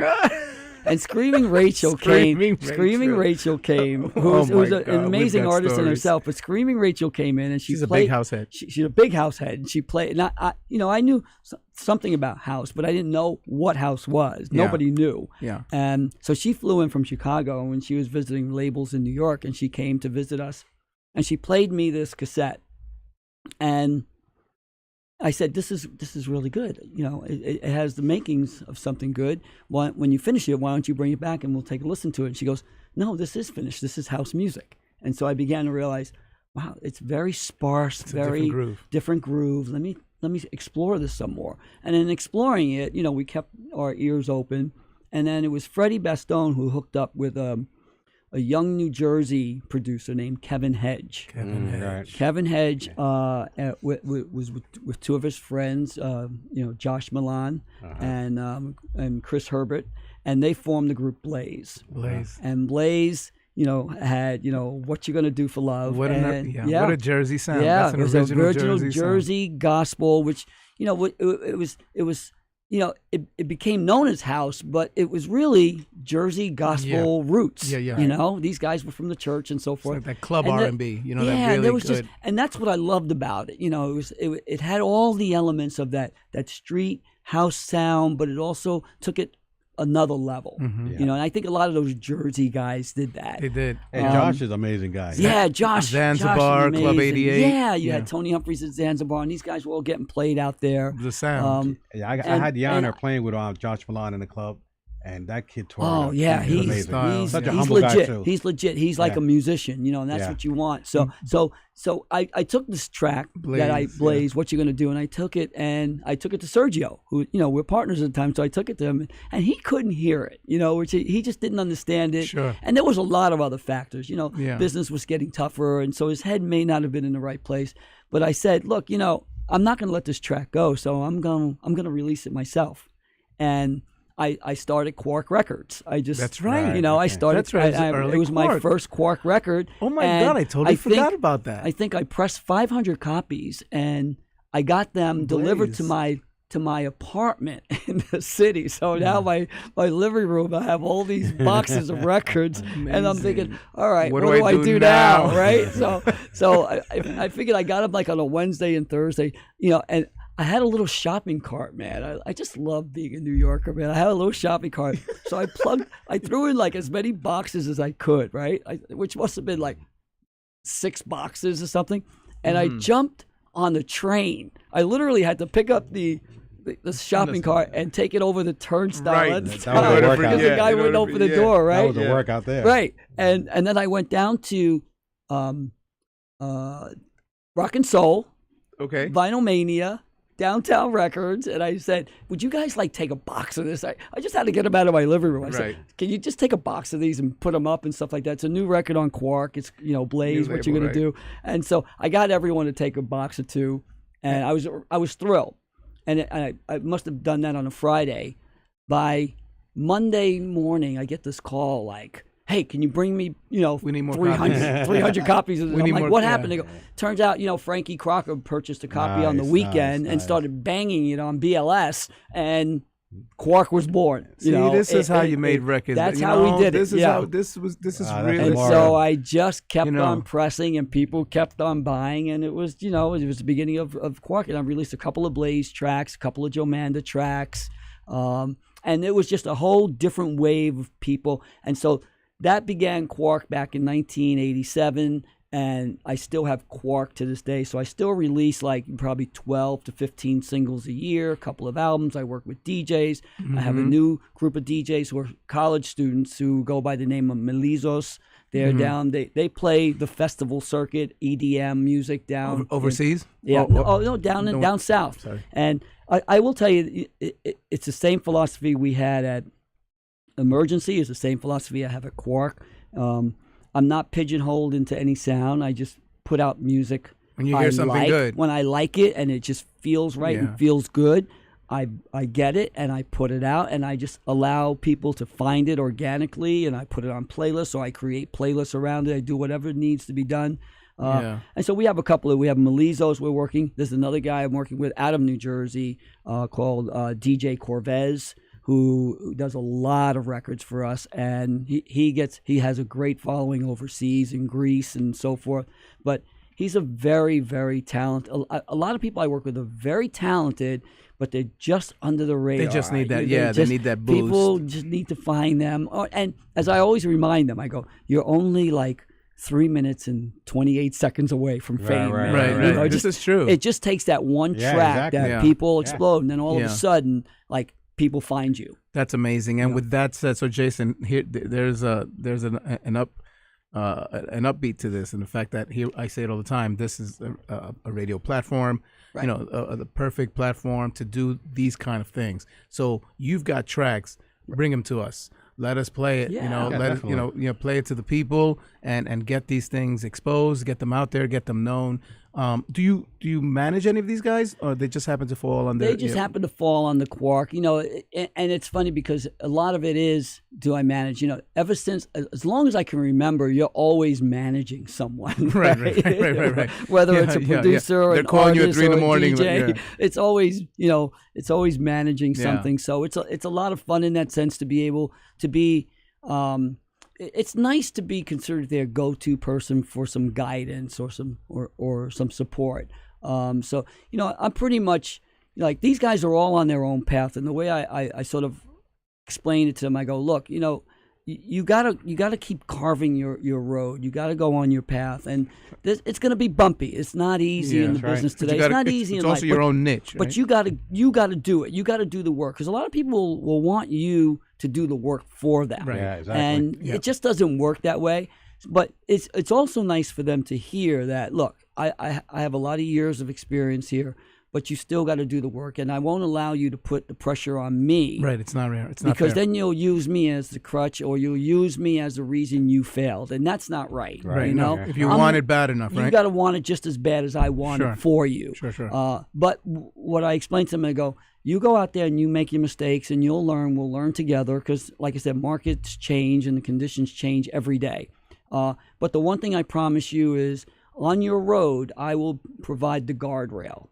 There you go. You'll hit the guardrail a few more times, Yeah. but I won't let you fall off the cliff. Like in bowling, right? Those gutter Yeah, rails. the gutter rails. The gutter right. rails, So, right. So you'll hit it. We'll keep you in line. But we'll keep you on track and keep you focused. So it's nice to be recognized by a lot of people as such, and the idea is to just keep them working, because and this goes back to what you were saying before, Jason, which is at the end of the day, you're creating, and I like to remind them of this, you're creating this body of work, which is your work.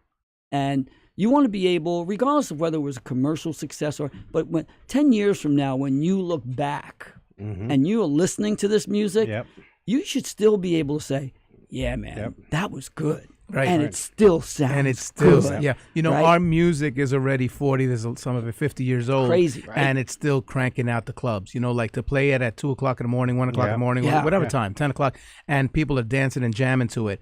That is, it's crazy. You know, you and I spent spent a little time just recently at the Copa when I came down for Joey Carvello's book signing. Who's going to be who's another legend. And that's a true legend as far as I'm concerned. Yeah. But, you know, I was shocked to see on the dance floor people hustling. Isn't that beautiful? That was so beautiful. Yeah. So that sight. I say it all the time. My Nancy is, you know, I got my, you know, my trade is DJ, hers is dancing, and the hustle dancing. It's beautiful to watch. Yeah, I got chills, and I just, you know, and just seeing it just reminded me of all those nights hanging out and the beauty of watching people engage in a dance together and hold each other and serve. It is an art form, and one that's been lost. No, well, you know, here's the deal. There's still a big community of it. Which I found out. There's still a lot going on. They take it to. They'll have parties at the dance studios. They'll do some some classes, and then they'll also continue and have the party there, and it's still a beautiful thing. Again, the music. So this is why I turn to you all the time. It's our music. I say it all. What are we gonna do? I say it all the time, Curtis. What are we gonna do? Yeah. What are we gonna do, Curtis, to keep this thing alive? It's our music, you know, and that was the beauty of it. So I love that. I love that part. Yeah.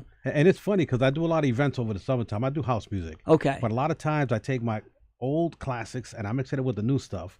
And people look at me like, whoa, like it's a new sound. And I'm like, you know, I want to incorporate it. You know, so now I learned the trick. I'm not going to say it online because I don't want people jumping out. But I learned the trick that I'm able to extract vocals and put it on new music. And I'm learning it. I'm loving it, you know? Yeah. But I saw that one of the guys that you were working with was Roger Sanchez. Yeah, I worked with Roger Sanchez. I did a couple of his. Excellent. I worked with him out of Miami many times. Right. I was actually working for Sonny Lopez, another good guy, who was his tour manager, and he was. I was the one that every time I went to DJ, I always got nervous. Yeah. So I asked Roger one day. I'm like, Raj, how is it that every time you get on, you're not nervous? And he looks at me and goes, Jay, I get nervous. Right. He goes, what you need to do, get in the DJ booth. Close your eyes, hear the music, forget about everybody, and remember, they hire you to do what you do best. Right, do what you do. Yeah, and I was like, oh, okay, but when it was my turn to play, I was nervous again. Sure. So what I did, closed my eyes, and I started hearing the music, and I was in another world. Yeah, and I gotta say, I kind of rocked out that night. I was like, whoa, I gotta keep this mindset all the time. Yeah, Roger's always been a very spiritual person that way, and you know, it's funny because creative. He used to come up to Quark Records all the time, and you know, he did his first record for me.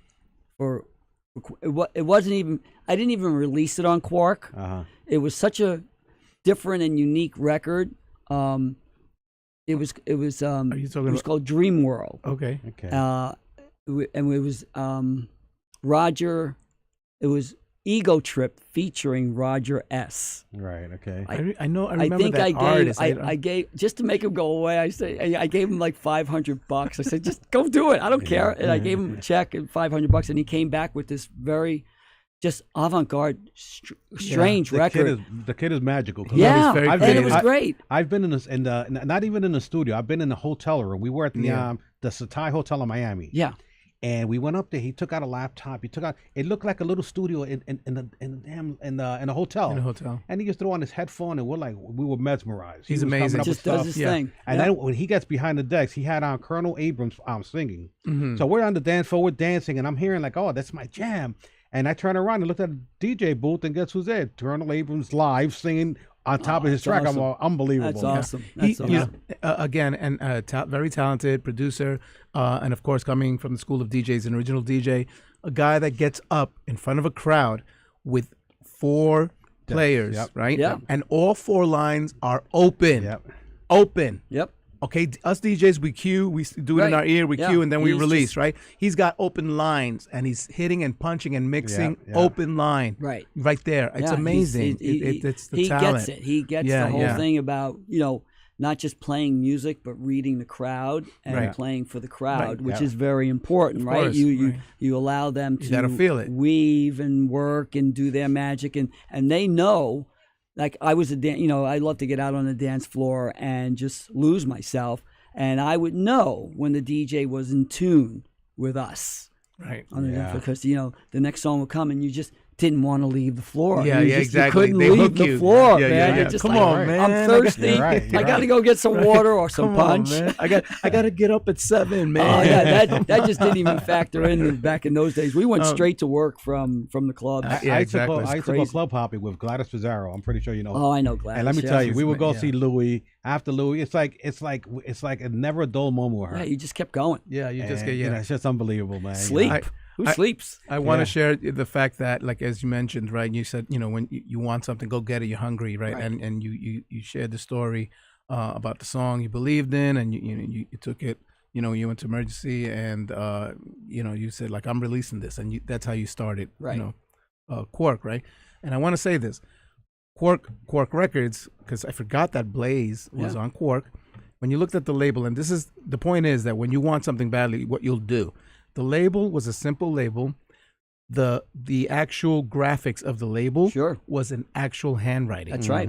It's true. Okay, it was actual hand. Right, It was right. actually It's handwritten. amazing you remember that. I do. Yeah. I do because That's that's right. that's what we do, right? We're historians in our own way, right? Right. We love our craft, and there's something that catches your eye or something about it, and it was like a simple. Ballpoint. I don't even think it was a ballpoint. It was No, just like it's that one. it's a pen written out, right? And it said Blaze, and it was everything. All the information. Everything was written All out. the information That's was right. written out. Yeah. And you guys, you made it. You turned it into a hard copy, and you turned it into a label, and that Just put was it your out. label. That was it. It was And like that just I want like to that. commend you on that, and Thank just you. to stress that point, the fact that like when you want something bad, what you'll do. Just Listen, get it done. people think, oh, I need a budget, I need this, I need that, I need this. Listen, you'll figure it out. Yeah, Yeah. that, and Make that's it the happen. beauty of music is, I always felt a part of it was, it was a gift, and to be able to be part of the process where something funneled through you. So it's nice to be here as Emergency Records or Quark Records and stuff, but that's all other people's talents that are funneled through me, and that's I'm grateful to be a part of that process and a part of that history. But my responsibility was to allow that to funnel through me and get out into the marketplace so that DJs and listeners and people who are passionate about music and finding good music or finding something that touches them in a way can get, right? They now have access to. And now with the internet and now with streaming and so forth, it's become so much easier to do. Though the reality of that is, I think the latest figure of Spotify is like every day there's like 60,000 new tracks uploaded up to Spotify. Yeah. I mean, it's become. I think it's harder now to find something good It is, versus yeah. when we were Yeah. doing it Right. back in there, because we were really committed to every emergency release. Right. And that process, like you said, of finding a song, producing it, going into the studio, mastering it, pressing it up, Right. distribution. It was we were with that song a longer time In the process. So by the time we put it out, we were really vested in the song. Right. But more importantly, we loved it. Yeah. We knew we loved this record going out. And same thing, Jason. We knew, like I listened to that stuff on the way here or driving back, or I'll throw a playlist on that I do and I'll go, oh man, I'm like driving on the Sawmill late at night, and I'm like I'm back in a club Yeah, somewhere. it feels good. You're cranking it up. Right? You're singing I'm it. just cranking this Yeah, thing yeah. up, and I'm like, oh man, I'm doing 80. I shouldn't be doing this. Listen, So- I pull up on a red light, right? Right. And I look to the side, and people looking at me because I'm like this. You and I'm just singing, jamming I'm along jamming, I'm there, singing right? along, It's the yeah. best. It's And they're the looking at you, best. and I'm like, yeah, come on in, like That's me. join me, man. That's me all the time. And I wanted to touch on that. The fact that like today, so you still have Quark Records. I still have Quark. Right? And the fact that you talked about, the internet and, that it makes it easier. But it seems as though, like, I hand it to you because there's still a lot of elements involved, a lot of organization. I find it challenging because it's so much saturation, right? You know, things can fall through the cracks. And back then, everything was the vinyl, right? Was a hard copy, right? You know, from the studio, the acetate, walking in the street with the acetate or the 2-inch reels, and you know that was exciting. But now it's a digital signal that you don't even see. Yeah, and I love what you just said because absolutely, you know what it is?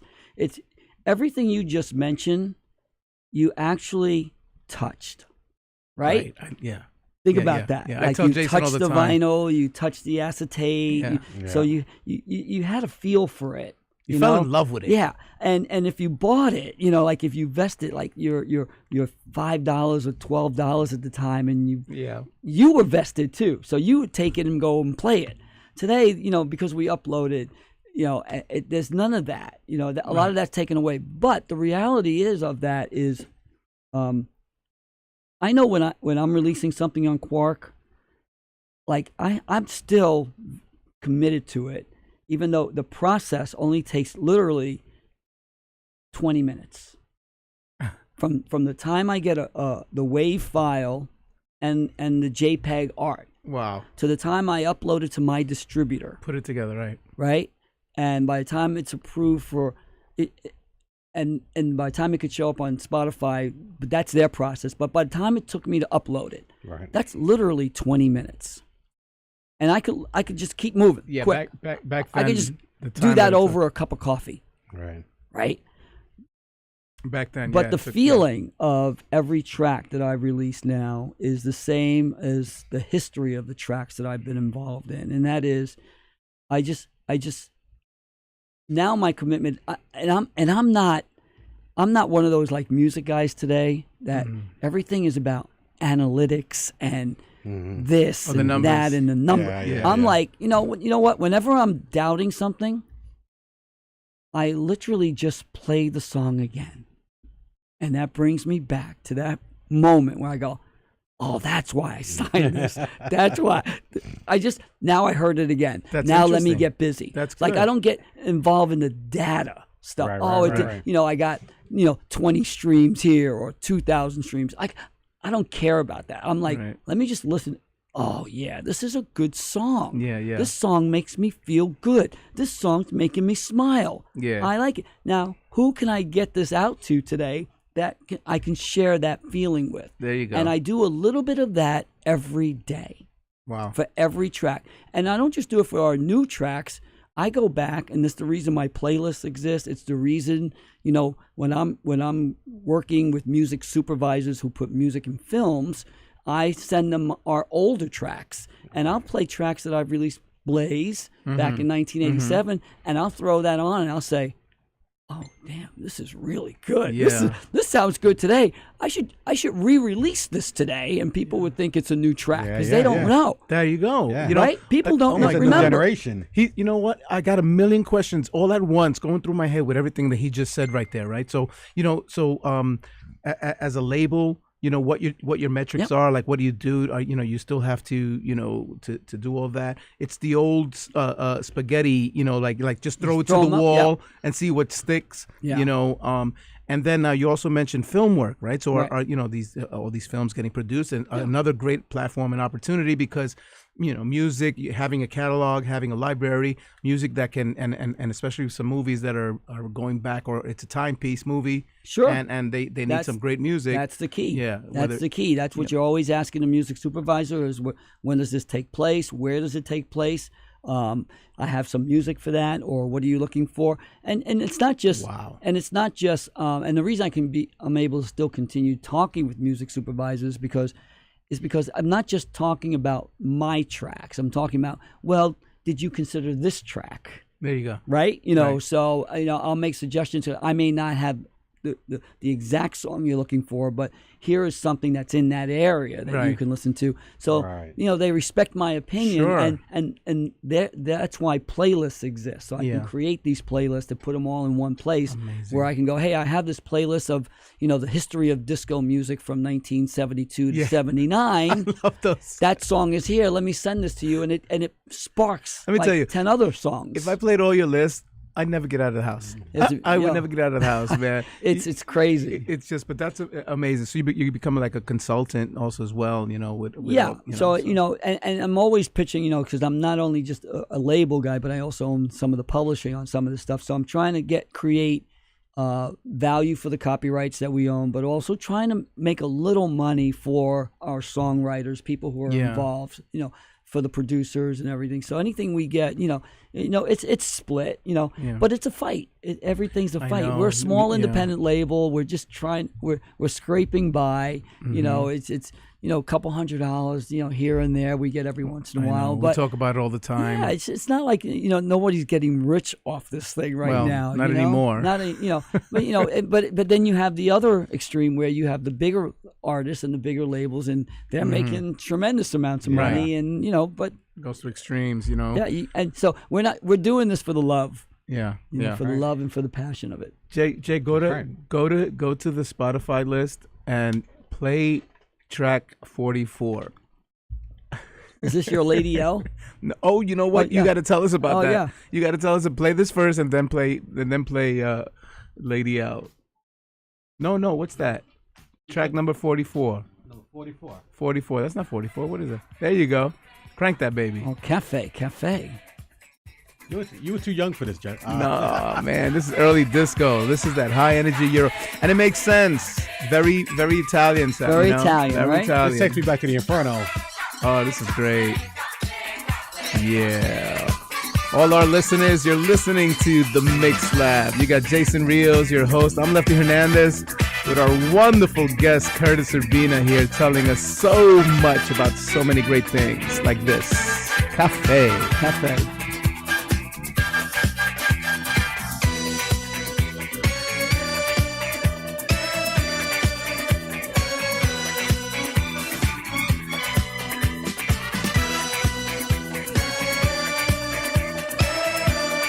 That's a good sound. It still sounds good. I was just gonna say, just playing that, man. I used to be in a band, right, Justin? You right?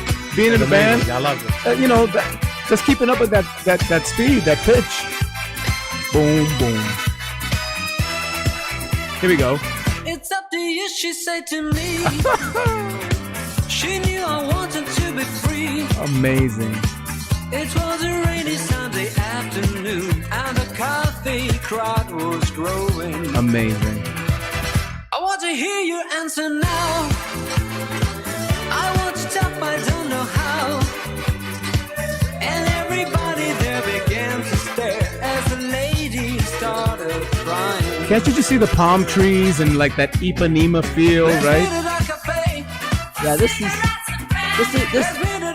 is all credited to Baby Records in Italy and Roy B, who really brought it to America and worked it. It's just a great Max Berlin, Billy Moore, all that stuff, early stuff gave us a heartbeat as emergency. But you got to hand it to Roy B because he's still doing, he still goes out with Company B. Mad respect for Roy B. Yeah. Mad respect. You know what?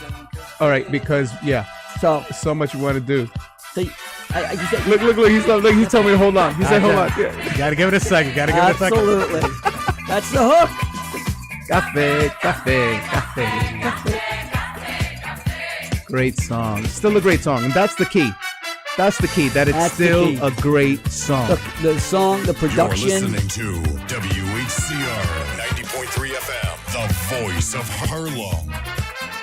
Yeah. Listen to that. The horns. Flute. Oh my God. Look at that. Come on, man. I'm telling you, what are we going to do, Curtis? I call you, I bother you all the time. What are we doing about this? What are we going to do? What do we do? We talked about So let's get right to the obvious. What people will remember us from, right? We got to play "Let the Music Play." Yeah. Oh, absolutely. Yeah, you just got to get right to the opening track. I was going to tell you to go to tell us about the Ice Cream Dreams, which you'll tell us We'll get too. there. Yeah. Yeah. This- goes, "We'll get yeah, there." yeah, Look, we'll look, get look, there. look. This is- He's even like, we'll get there. Yeah, come on, man. Right from the intro, everybody Yeah. will go like, "Oh, you gotta be kidding me! Jay, How yeah. could you do that show and not play that song?" Yeah, right. Really, it's the truth. I know, Right? and I talk about it all the time. Every time I say Curtis All of a Urbina, I sudden, go, you're gonna turn you around know, and say, right? "Hey, time's up," and Yeah, people are gonna go, "Yo, what happened? we What brought the guy happened? in, Yeah. and we didn't get the story of let the music play." I want to tell the people and also remind you. So, Curtis, we've been talking about, now that we've got a couple of our friends back together from the music Right. industry, and we're talking about, setting up meetings and having some Zooms and talking Absolutely. and reinventing this business. And I think it's a really great idea because we have to, especially with all this great history that we're bringing to the table. Without a doubt. So, and Jason was there last week, when we were there at the Copa that, for Joey. Yeah. We had Joey Carvello, David German. Last week we had DC LaRue up here. DC LaRue. Yeah, discovering that he worked with Lou Christie, who's Oh, got, yeah, Lightning amazing. Strikes. Come on, man. Exactly. Amazing. Come on. I'm not going to sing that high pitch. God, Lou Christie. Yeah. All right. So bring us to where we listen. are now. Tell us. Oh, Yeah, I mean, there's the next level, right? there it is, There's ladies next and level. gentlemen. That's next level emergency right there. This is Emergency Records. When I say emergency, I say Curtis Urbina. So I always say, right, the label and the music, you don't know who the man behind, Curtis Urbina, right here. There you go. This is the work of a lot of people, though. It's not love just it. me. I just I have remember her. to be there. Still jamming it. Yeah, this is Still playing across the country on top 40 stations. every day, Right. every day. Everybody knows it immediately once they hear that intro and that. Yeah, that whip. That That's whip right. comes in and there's always that hook. There's so. a definite wedding a bash. A track. Yeah, That's you- right. you You play got- this in any wedding. Forget. Yeah. They'll get remarried. Yeah, right.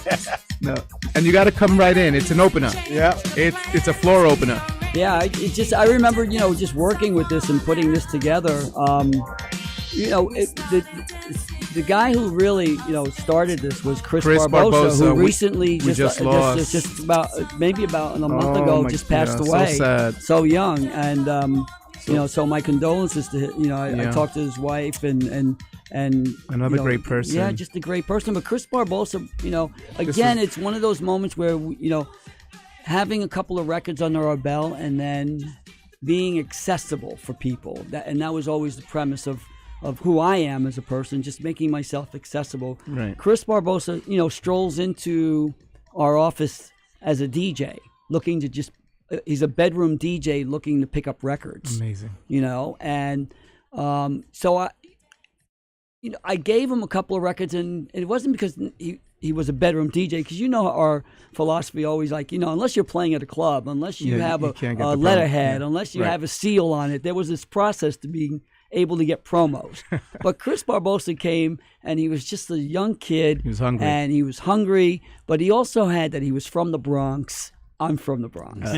He went to Sacred Heart School, elementary school. I went to Sacred Heart Elementary School. He probably knew that. He was in school with my younger brother, and so again, there's that channel of the heart just opens up and says, Yeah. And it was just a couple of promos. It was meant so to be. I would give him promos, and this went on repeatedly. And then one day he came in and said, "I want to produce a record for you," and I was like, and again, because the channel was open and the heart was open, said, "Great, when you do something, let me know." Right.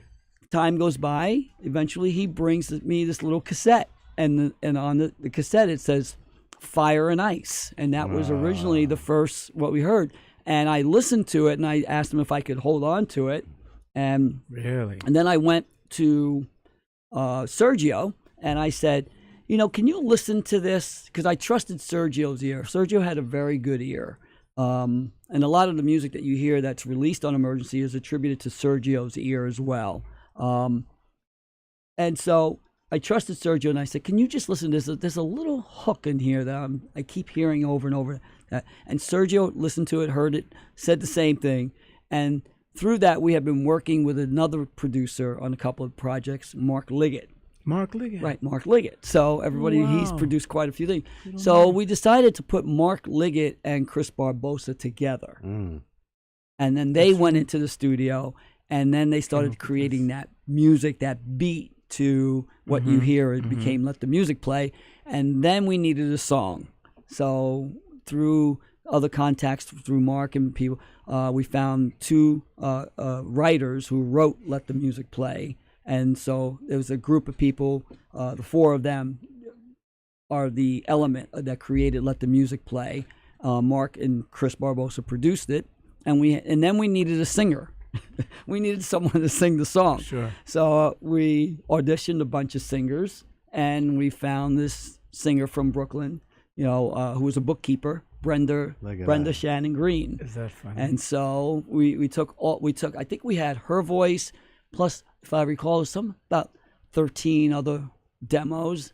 And as we listened to them over the weekend, over a lot of wine and a lot of pasta, we decided that we liked Brenda Shannon Green. So we went and we bought the record from her, and we paid her for doing her vocals and stuff like that. And that was the end. And we put the record out. And it was an overnight hit. And it just exploded. It exploded. Amazing. That is a great story. And again, timing is everything. Yeah. Your label, I always share my experience. Even though I was part of the when I first became part of the record pool, when I joined Eddie, I wanted to be a part so badly, again, knocking on the door, being a DJ. And he says, and I wanted to be in the record pool, but I didn't, like you say, the credentials, working in a club, the letterhead, the consistent, bookings. And he said, you know what, you could join my staff. And that was the KISS FM staff that we will go out. And when we started doing all those those shows, one of the first artists also, I remember Shannon, when she came for the very first time performing, she was scared and nervous. Yeah. Today she cleans the floor. But the thing was that hanging out at the record pool one night, Eddie would sometimes let us hang out.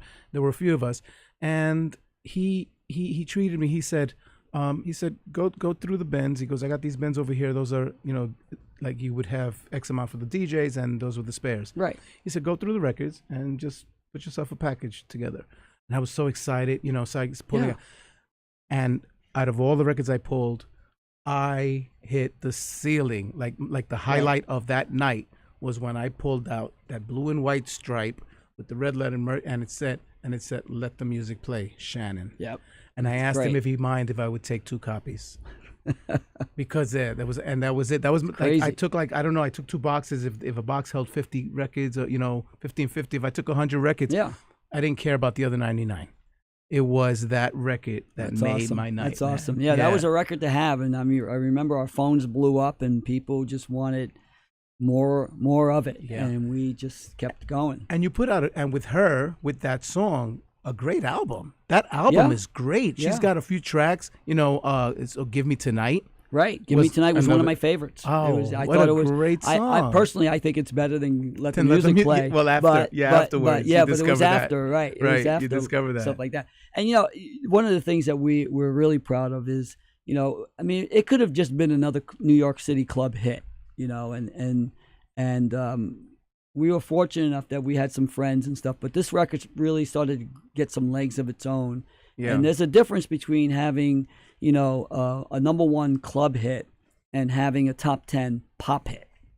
And it takes a lot of work to do that. Mm-hmm. Yeah. And in all honesty, I don't think we had, at Emergency, the wherewithal to do that or the funds to do that, quite honestly. Mm-hmm. So to market it and promote it and get everything going to make it a top 10 hit. I mean, I believe Shannon Let the Music Play, if I'm correct, went to number 8 in the pop charts. Wow. Right. For that is a but we were big able deal. to accomplish that by the work of so many people.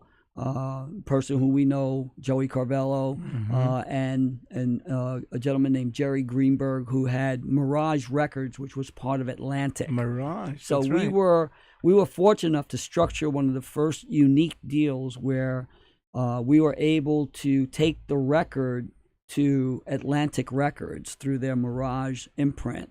And get that machine of Atlantic Records behind us. Yeah. To really hire all the promoters and make this thing happen. Amazing. But what was important, the deal was unique in itself. What was important enough because we had been in business for, don't forget, that would have been our 40th release. It was EMDS 6540. So it would have been our 40th release. And I have a network of distributors that still owed me money. Right. So a major part of the discussion before we gave the record to Atlantic to do what they did, and thank goodness, was I had to convince everybody that what we needed to keep was the 12-inch vinyl rights. The 12-inch vinyl rights had to remain with Emergency Records. What a smart. Because if I gave that record away to Atlantic as well, one, I would have never gotten paid by my distributors ever again, and two, they would have never trusted us with other releases on Emergency. Right. That we were able to deliver them a hit, because every time we were going to have a hit, we would give it to a bigger company. Right, exactly. So that would have been the image that we were presenting. Mm-hmm. So we had to find a way that every it could be a win-win scenario for everybody. So it became a very unique deal, so that Atlantic was able to do their thing. So they got the single, the 7-inch of Let the Music Play, and the album that was going to be delivered. Right. And we kept the 12 inches. So you'll see that Let the Music Play is still on Emergency as a 12-inch. Give Me Tonight is still on Emergency. Right. My Heart's Divided still on. Another great song. A bunch of stuff. Heart's we all worked. So we worked together and in unison. And that Let the Music Play in between. One of my favorite records, Emergency Records, is in between Let the Music Play and Give Me Tonight. Say that again. So one of my favorite Emergency records is sandwiched in between the release of Let the Music Play and Give Me Tonight. Wait, I can Any idea what that is? I can only think of one because it's a favorite of mine. I'm thinking. Yeah, he said Xena. I was Xena on the upside. On the upside. Xena on the upside. I love that. Amazing. That is another goosebump incredible record. vocalist. That's emotionally like one of those. There it is. Play it. Yeah. I had it queued. You had it queued. You're a smart man. There you go. That was. Oh my God. So, ladies and gentlemen, this is why we bring Curtis in. There's so much history. That story was amazing. So much, and what it takes. But play this jam. This, ladies and gentlemen, is Xena on the Upside. It's such a beautiful, melodic, romantic storytelling record. This is a great story. Oh my God, great story. Yep. Probably. I'll give you another little piece of trivia on this song. Yeah. On this song. All our listeners identify with this story somehow or another. Hold that thought. Listen very carefully to the vocalist. Raise that baby.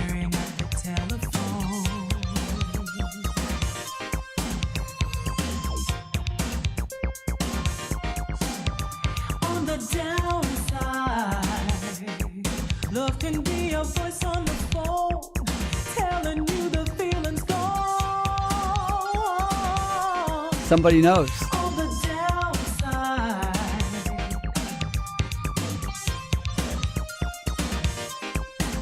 But on the upside, love is happiness and tenderness. There's lots of hugging and kissing on the upside. Love is ecstasy, so handle me carefully.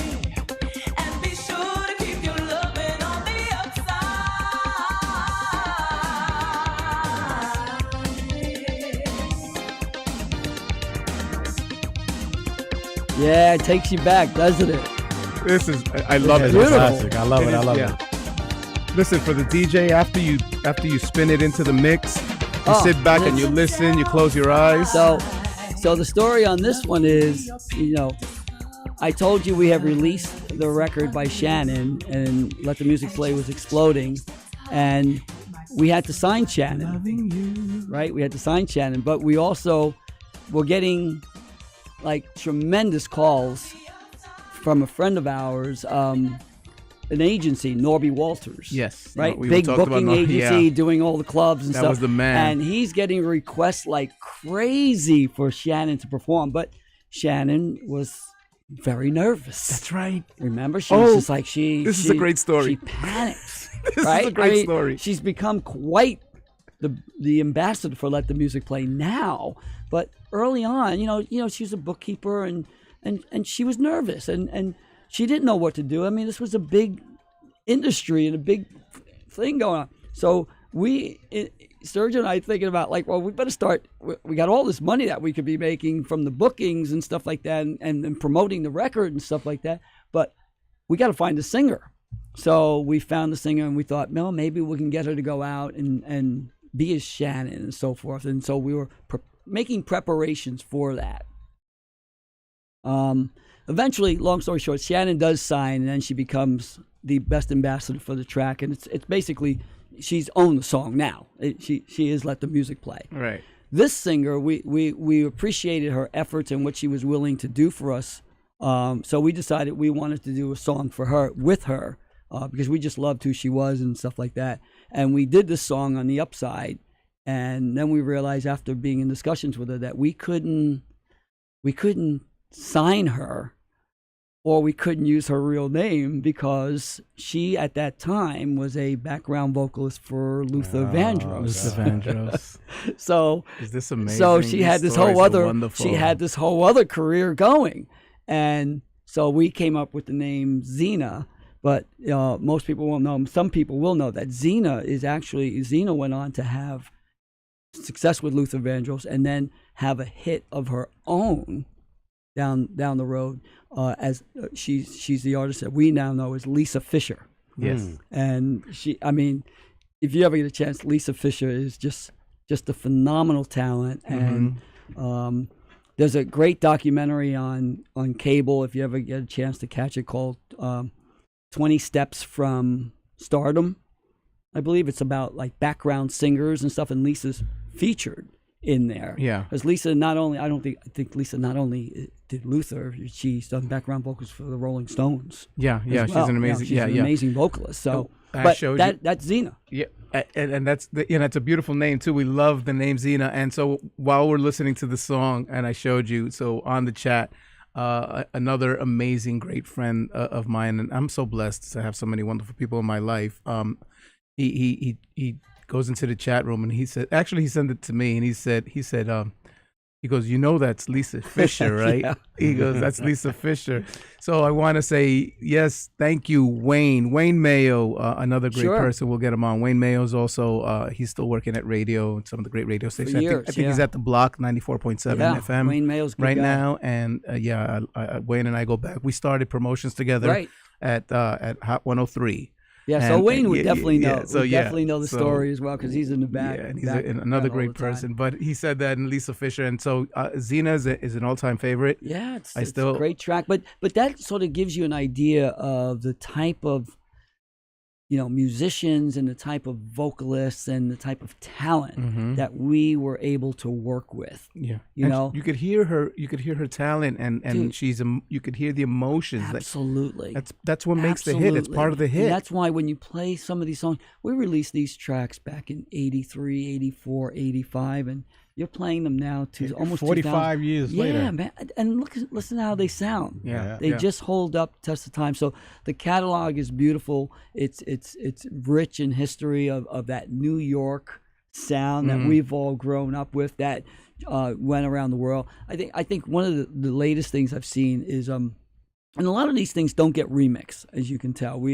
I know nothing on my Quark catalog gets remixed because I don't give permission for it. So you'll never see spin-offs of Blaze or spin-offs of stuff. Right. I think the latest thing that I've heard was, and it's a testament, is Purple Disco Machine did a remix of "It's a War" by Kano, but that's because he went back to the Italian company. And right. And that's the name of the group, right? Right. The disco. Purple Disco Machine has a show on Sirius Studio 54 channel and stuff like that. Right. So Now you don't. You said you don't give it permission. You don't give permission. Is there a particular reason? I just, I'm curious. I think I know why. I have ruin it. That's my version. Yeah, I just like. My thing is that it'll be destroyed. I don't. I don't know that, but I just. If you got something good, why touch it? Yeah, I just listen to it. Every time someone asks me to do a remix of a track, first and foremost, I would never approve it without going back to the original artist themselves. So, like, if someone came to me and asked me for Blaze, what you're going to do, I would probably call up Kevin Hedge first and say, hey, here's what's happening. Would you like to do this? More than likely, the answer might be the same. Or more than likely, if anyone's going to remix what you're going to do, or If You Should Need a Friend, or Can't Win for Losing on the Quark label that are all Blaze tracks, it should be Kevin Hedge himself, right? Exactly, I would give him the first right to do it. So I think people once that word gets out, people, I think the buzz is like, hey, don't call Quark. I know. So I'm looking at. I want to cry. I know. You guys are you're short on time. Yeah. I'm looking at it like I knew this was going to happen. We knew it'd be 20 songs and you're done. Quickly, did you go? So Kevin Hedge, for those that know or don't know, his days at Cielo with Louis Vega, Body and Soul, right? Wednesday nights, and DJing, and he's also still remain on BLS, right? Getting to do some mixes there, as well. Wonderful. Again, you coming here and all the people and the network of people and the history, Kevin Hedge, I mean, Lisa Fisher, just all these amazing, Roger S., just Roger S. Still, I love that guy. Still banging it out, yeah. Still banging it out. So I want to say that because of the fact that we are at that point. So what do we got? We've got 10 minutes, 9 minutes. Yeah, I also want to encourage anyone that wants to call in. Yeah, please, we still want to call in. You got it. And also while we're waiting for some call at 212-650-6903. We should know this number by heart. I should know rhythm if you can put it up. Again, call us at 212-650-6903. Any questions or comments for Curtis? And for Curtis, anything that you want to leave us with, any ideas, recommendations, or like what's the next step, or what should we be looking out for? What's your next move? For me personally, it's just I'm just going to keep doing these playlists. I'm going to keep on, if you follow Mixcloud, follow us on Radio Quark, and you'll get DJs mixes. I'm after Lem, he does. I'm always busting on Lem, saying, "Hey, you got to give me a mix show so I can get it out next week." Yeah, there's a mix lab. Who's speaking? Hey, DJ Rick the Mexican. Been listening to you. Hey, what's guys. up, Rick? What's happening, Rick? Way back. Say hi to Curtis. What's up, Rick? Curtis, I've never had the honor of pleasure meeting you, but I always supported your label. Oh, thank you, man. I started off as a street DJ doing the bootleg mixtape, cassette tape. He actually said bootleg. Bootleg, yeah. All right, so it's time to pay up, Rick. Right. That's a different subject. Listen, you guys live in each other's backyard. Consider that payment for promotion. There you we were go. DJs, we were promoters, and we never got paid for it. But that's another story. But I love your label. I always played your records to this day. Emergency's at the top of my playlist. When I play Shannon and Xenon, I love when you play that track. As a matter of fact, Rick, we played recently at the Funhouse reunion, and you were rocking a lot of his tracks, right? That's right. You hear them at the top of my playlist. Excellent. There you go. This day.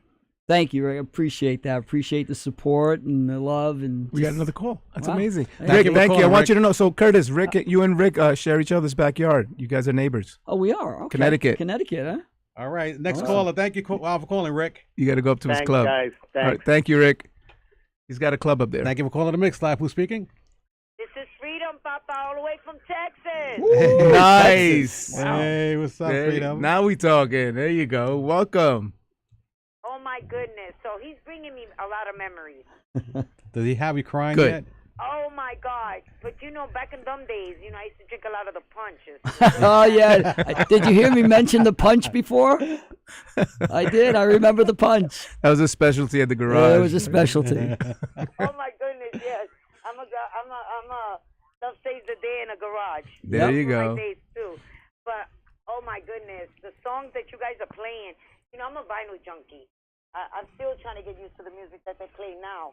But there's nothing like the music from back in the days. So absolutely. Thank you so much, Mr. Curtis. Oh, thank you so much. And Rita, I will tell you that if you remember the book "Love Saves the Day," we're both we love that book, and that's by Mel Sharon. I did put on one of my Spotify playlists is in the back of that book, "Love Saves the Day," which is the story of Mel Sharon and how he became the partner of Paradise Garage. Mm-hmm. There is a list of like his top, or a list of 500 tracks that were played. Goodness. I started to compile. I think I'm up to like 275 tracks on one playlist, and the name of the playlist is Love Saves the Day. Yeah. It's a tribute. It's a tribute to Mel Sharon. So you'll find that on my Spotify. Wow. You'll find that on my. I was listening to my twin, which is Rosie Rhythm, your host. And I just when I heard that they shared with her some music, I text her and said, you got to share it with me. I need to listen to this stuff, okay? Send it to me because I'm a vinyl junkie. There you go. Awesome. Yes. Put a vinyl on for me. I would prefer that than to listen to the stuff that they have now, which is all electronic stuff. Can I get that on the? But yeah, thank you so much because you did bring a lot of memories. I was like, oh my God, I didn't even know none of that stuff. I was too busy drinking the punch. Oh man, I know. So a lot of these songs, this one. Just free my soul. And but thank you so much. Thank you so much. Thank you, and thank you for calling, Freedom. It's gonna make me want to do. I'm a research person, so now I'm gonna do all the research. Oh, just go to my Spotify page and go to the playlist called Keep on Dancing. It's a tribute to Mel Sharon and West End Records. Okay. I mean, from right from the get go, we're all going home doing this. The first track is "I'm on Fire" by 5,000 Volts. You just know you're ready to go. Yeah, one of Nancy's favorites. 5,000 volts. Yeah, 5,000 volts. You'll just go nuts, and there'll be some hard to find stuff there. Freedom. So just write all this down for me, Jason. Jason, write all this down for me. I got it. Jason, I got a copy of the recordings. You know what, Freedom? I also just put it on the chat room. I hope I did. Did it come out? What happened? Where'd it go? I could have sworn I just clicked it in. I'll do it again. But anyway, so you could get to see it. I know I sent it to Rhythm, so definitely. Rhythm got it. I got it. And by the way, Lefty, Freedom, I'm just going to give Lefty a heads up. Lefty, Freedom is the one that's going to create our T-shirts. For the there you go. All right. Love it. All right. Nice. I can't wait. Where are you in Texas? Where are you in Texas? I'm in Killeen. I work for the Fort Cabasso base. I've been here for 24 years now. Cool. But I go home every year. I go back home, celebrate my birthday and stuff like that. But yeah, I've been here. Awesome. I work for the Army base. Listen, all I know is I got a cousin in Houston. Houston? Yeah. Remember, so in Texas it's Houston. You're a New Yorker, right? Yes, sir. Do you tell him you come from Houston Street? Oh my goodness. That's dangerous, right, in Texas? Yeah. Make me go. I remember my huevo pants. So make me go back then, okay? There you go. Houston and Mercer. And Mercer. We got another call. We still got time. Thank you so much, Freedom. Thank you. Thank you guys. Okay, Freedom. Awesome. Thanks for keep tuning in. Yes, sir. Definitely. Awesome. Tell your friends. Thank you. Bye. Thank you for calling the Mix Live. Who's speaking? Hi, guys. It's Nancy. Nancy. I was waiting. I was wondering where Nancy was. Yeah, really quickly because I know the show's almost over. But it sounds to me like Courtesy had like the most magical life. It just seemed like a blessing. Your whole life. It just seems like the way you express yourself and how inspiring you sound. Being a professor, doing so much with the music, and it just seems like everything landed for you in life. And it sounds like you're continuing that same path.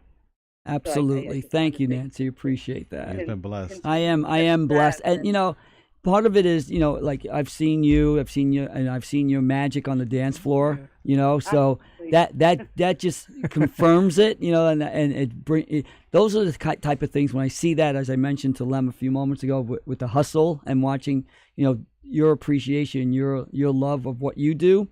That's what makes my heart smile, and that's it for me. So, and then being here with both these guys, right? We're just three guys sitting around here, and three amigos. Yeah, we're the three amigos sitting on WHCR and the Voice of Harlem, right here in the city, man. This is our home. And so you're such a New Yorker. You're a New Yorker. That's from the Bronx. I'm from the Bronx, man. The Bronx. The Bronx. Yeah. And it could have been anyone, but it happened to you. And it's how the universe works, right? I learned at a certain point, and thank God that I learned to stop fighting, get out of the way, and allow it to just happen, and trust the process. And I've been, as you said, it's been a gift, no doubt. Man, guys, I hate to cut it, but it's that time. And it couldn't happen to a better person. Thank you so much, Nancy. Big kiss to you. Thank you. Thank you so much. Thank you, my love. Honey, you brought us into the 8 o'clock hour. Thank you so much for calling. All right. I love you, honey. Anyway, goodbye. Good Bye-bye. night, everybody. Thank you, Nancy. I love you, Nancy. And that's it, everyone. Oh my goodness, people, ladies and gents, Curtis, we can't thank you enough. You got to Thank come you, back. Lem. Thank you. Thank You you so got to much, come man. back, man. You guys got are to come awesome, back, bro. man. Awesome. You are Thank the you, man. best. Thank I you. really enjoyed myself. Once Awesome. again, guys, you're tuned into the Mix Lab, WACR 90.3 FM, the voice of Harlem. I'm Jason Rios. I'm Lefty Hernandez. And I'm Curtis. See you soon. Great. And we really want to thank you, and thank you for the love and support. Yeah, thank you. Did you notice Curtis calls me Lem? Yeah. We'll talk about that some other day. All right. Have a great night, everybody. Thanks for tuning in. That's funny.